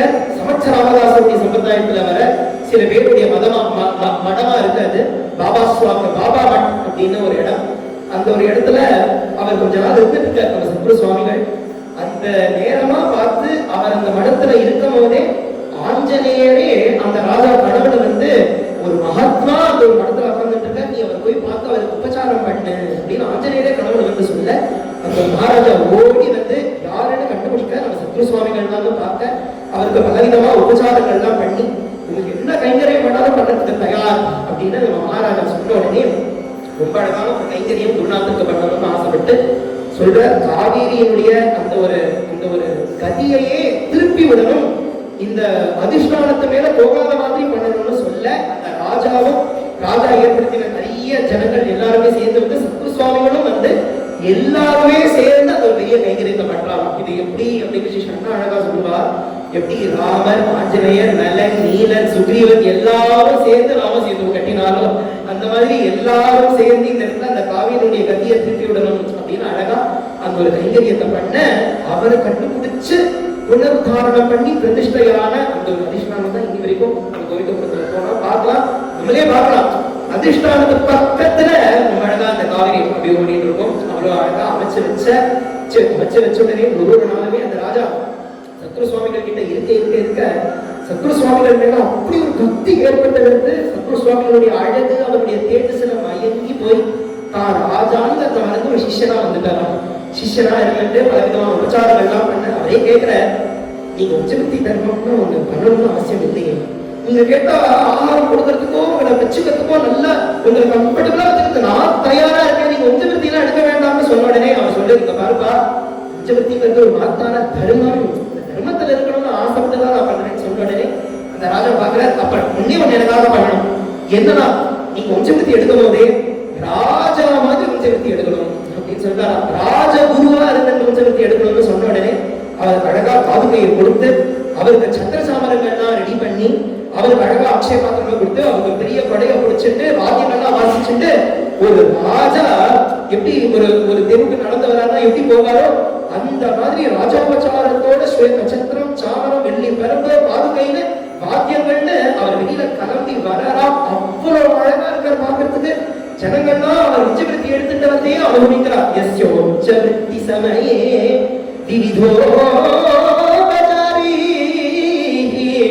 ஆராதயந்தி பரிதோ பகவத் பிரபன்னா சங்கீர்த்தயந்த மனிஷம் ரகுநாதநாம தம் பாவயா இதி சத்குரு ஆத்மபந்து. ராஜா போல சர்வ உபச்சாரங்களோட அவருடைய உச்சவருத்தி எடுத்துட்டு வரும்போதே அதை நேர்ல பார்த்த பக்தர்கள்லாம் அவருடைய உச்சவருத்தி எடுத்துட்டு வர அழக பாடரா. அதுலதான் ராதாகிருஷ்ணன் அப்படின்னு ஒரு சிஷ்யன் இந்த அழகே பார்த்து அவருடைய அந்த நட கதி எப்படி இருக்குமோ அதே வச்சு பாட. தேஜசாத்யம் திவ்ய பவ்ய குண பரிபூர்ணம் ராஜசேகரமிவ ஸ்திதம் அகிலோதரண நிமித்தம் புவவதே சுந்தரே சத்குரு அதிசௌந்தரே சத்குரு. நம்ம சத்குரு சுவாமிகள் ராஜோபச்சாரத்தோட அவருடைய உச்சவருத்தி அப்படிதான் இருக்கும். அப்படிதான் உச்சவருத்தி எடுத்துக்கிட்டே வர அவருக்கு இன்னொரு சிஷ்யன் கோதண்டராம சுவாமி அப்படின்னு ஒரு சிஷ்யன் அமையற. அந்த சிஷ்யன் ஒரு சமயம் நம்ம சத்குரு சுவாமிகள் தனியா இருந்துட்டு ஒரு அறையில தியானம் பண்ணிட்டு இருக்கும் போதே நிறைய நேரமா அவர் தியானம் பண்ணிட்டு இருக்க சிஷ்யன் நம்ம கோதண்டராம சுவாமி பாக்குற. இவ்வளவு நேரமா முன்னாடி தியானம் பண்றாரு, அவர் ஆகாரமே எதுவும் எடுத்துக்கலையே, அவர் போய் பார்ப்போம்னு வந்து அவர் தியானம் பண்ணும் போதே பார்த்தா சத்குரு சுவாமிகளா தர்ஷனம் கொடுக்கல, சாட்சாத் ராமராவே தர்ஷனம் ஏற்படுறது. அப்ப இதை பார்த்த உடனே பச்சை பச்சை பச்சை அப்படின்னே சொல்லிட்டு இருந்தாரா. அதனால பச்சை கோதண்டராம சுவாமி அப்படின்னே அந்த சிஷ்யனுக்கு ஒரு பேரும் அமையிறது. அன்னிலேருந்து அவர் அப்படி ராமராவே பார்த்துடுற. இதே மாதிரி இன்னொரு ஒரு நாள் அவர் குருநாதர் தியானம் பண்ணிட்டு இருக்கும் போதே குருநாதரை பார்க்கணும்னு நம்ம கோதண்டராம சுவாமி குருநாதருடைய பாதுகை வெளியில இருந்ததாம். பாதுகையை பார்த்த குருநாதரை பார்த்த அந்த க்ஷணம் சத்குரு சுவாமிகளா தெரியல, ராமரா தெரிஞ்ச. இந்த பாதுகை சாதாரண பாதுகையா தெரியல, ராம பாதுகையா தெரிய சாதாரண மறந்து போய் தனக்கு பரத பாவம் ஏற்பட்டிருந்தா. பாதுகைகளை தலைமையில வச்சுட்டு ராம சங்கீர்த்தனம் பண்ணிட்டே அவர் அப்படி இருக்க நம்ம சத்குரு சுவாமிகளும் கண்ண தரங்க. அவரும் அந்த பாவத்திலே இருந்துட்டு இந்த சிஷ்யன் இடத்துல வந்து சிஷ்யனோட சேர்த்து பாதுகையோட சேர்த்து பீட்டத்துல அமர வச்சு எனக்கு அப்புறம் நீதான் அப்படின்னு சொல்லி இன்னி வரைக்கும் சத்குரு சுவாமிகளுடைய பரம்பரை தெய்வதாரையா இன்னி வரைக்கும் வந்துட்டே இருக்க. அப்படி சத்குரு சுவாமிகள் அவருடைய அந்தர்தானமும் ரொம்ப ஆச்சரியம். ஒரு பக்தருடைய அவருடைய அந்தர்தானம் அவருடைய கடைசி காலம் எடுத்து பார்த்தோம்னா வித்தியாசமா இருக்கு. பகவான் நம்ம போதேந்திரா இன்னி வரைக்கும் ஜீவ சமாதியா கோவிந்தபுரத்துல இருந்துட்டு இருக்க. நேற்று பார்த்தோம் ஸ்ரீதரையாவாள் மகாலிங்க பரமேஸ்வரனோடையே சேர்ந்து அவர் போய் கடந்துட்ட திருவிடைமருதூர்ல. அதே மாதிரி ஒரு சமயம் நம்ம சத்குரு சுவாமிகளுமே ஏதோ ராஜா ஒரு விஷயமா கூப்பிட்டுருக்கான் அப்படின்னு ராஜாவோட ஒரு சத்சங்கத்துக்காக போனவர் திரும்பி வர வழியிலே அவருக்கு ஒரு வேகம் ஏற்படுது. கணபதி அந்தனார பக்கத்துல ஆடுதுறை பக்கத்துல சுந்தர பெருமாள் கோயில் அப்படின்னு ஒரு கோயில். அந்த கோயில் பக்கம் வந்தவனே ஒரு வேகம் தன் அறியாம ஓடல அந்த கோயில் பக்கம். அன்னைக்கு என்ன நாள் அப்படின்னா குருநாதர் சொல்லுவா, எனக்கு நான் கௌசல்யாமா ராமருக்காக நான் உச்சவருத்தி எடுக்கிறேன்னு எனக்கு சொன்னாரோ அன்னிலிருந்து 14வது வருஷமா வனவாச காலம் எப்படி ராமருக்கு முடியறதோ அந்த மாதிரி 14வது வருஷம் ஓடி வந்து சுந்தர பெருமாளுடைய தீக்கியமாக அவருடைய அந்தர்தானத்து 3 நாளா பாகவத தர்மத்தினுடைய குருத்திரயம் அப்படின்னா இவருடைய சரித்திரத்தை ஸ்மரிச்சுட்டு வரும். இதை கேட்கும் போதே நமக்கு புரியறது இல்லையா பாகவத தர்மத்தினுடைய பெருமை எப்பேற்பட்டது. நம்மெல்லாம் வாஸ்தவத்துல ரொம்ப சந்தோஷப்பட்டுக்கணும். ஏன்னா ஒரு பரம பாக்கியம் பாகவத தர்மத்துல வாழறதுக்கான ஒரு பாக்கியம் கிடைச்சது. நாம சங்கீர்த்தனமும் கதாசிரவணமும் பஜனையும் அதுவும் நமக்கு குருநாதரும் எப்படி அமைஞ்சிருக்கா அப்படின்னா பாகவத தர்மத்துல ஒரு குருநாதர் அப்படின்னு அமைஞ்சிருக்காருன்னா we have hit the jackpot அப்படின்னு தான் சொல்லணும். இதுக்கு மேல ஒரு பாக்கியம்க்குன்னு வேற எதுவும் சொல்லறதுக்கே இல்லை. ஏன்னா நம்மளே பார்க்கிறோமே சுத்தி இருக்கக்கூடிய ஜனங்கள்லாம் ஆகாவா பாவம் எந்தெந்தோ நாட்டத்துல போகணும்னு தவிச்சுட்டு இருக்க. ஆனா அவர்களால முடியாம இருக்க நமக்கு ஒரு கிளாரிட்டி குருநாதா கிட்ட இருக்கிறதுனால ஒரு கிளாரிட்டி தெரியுது.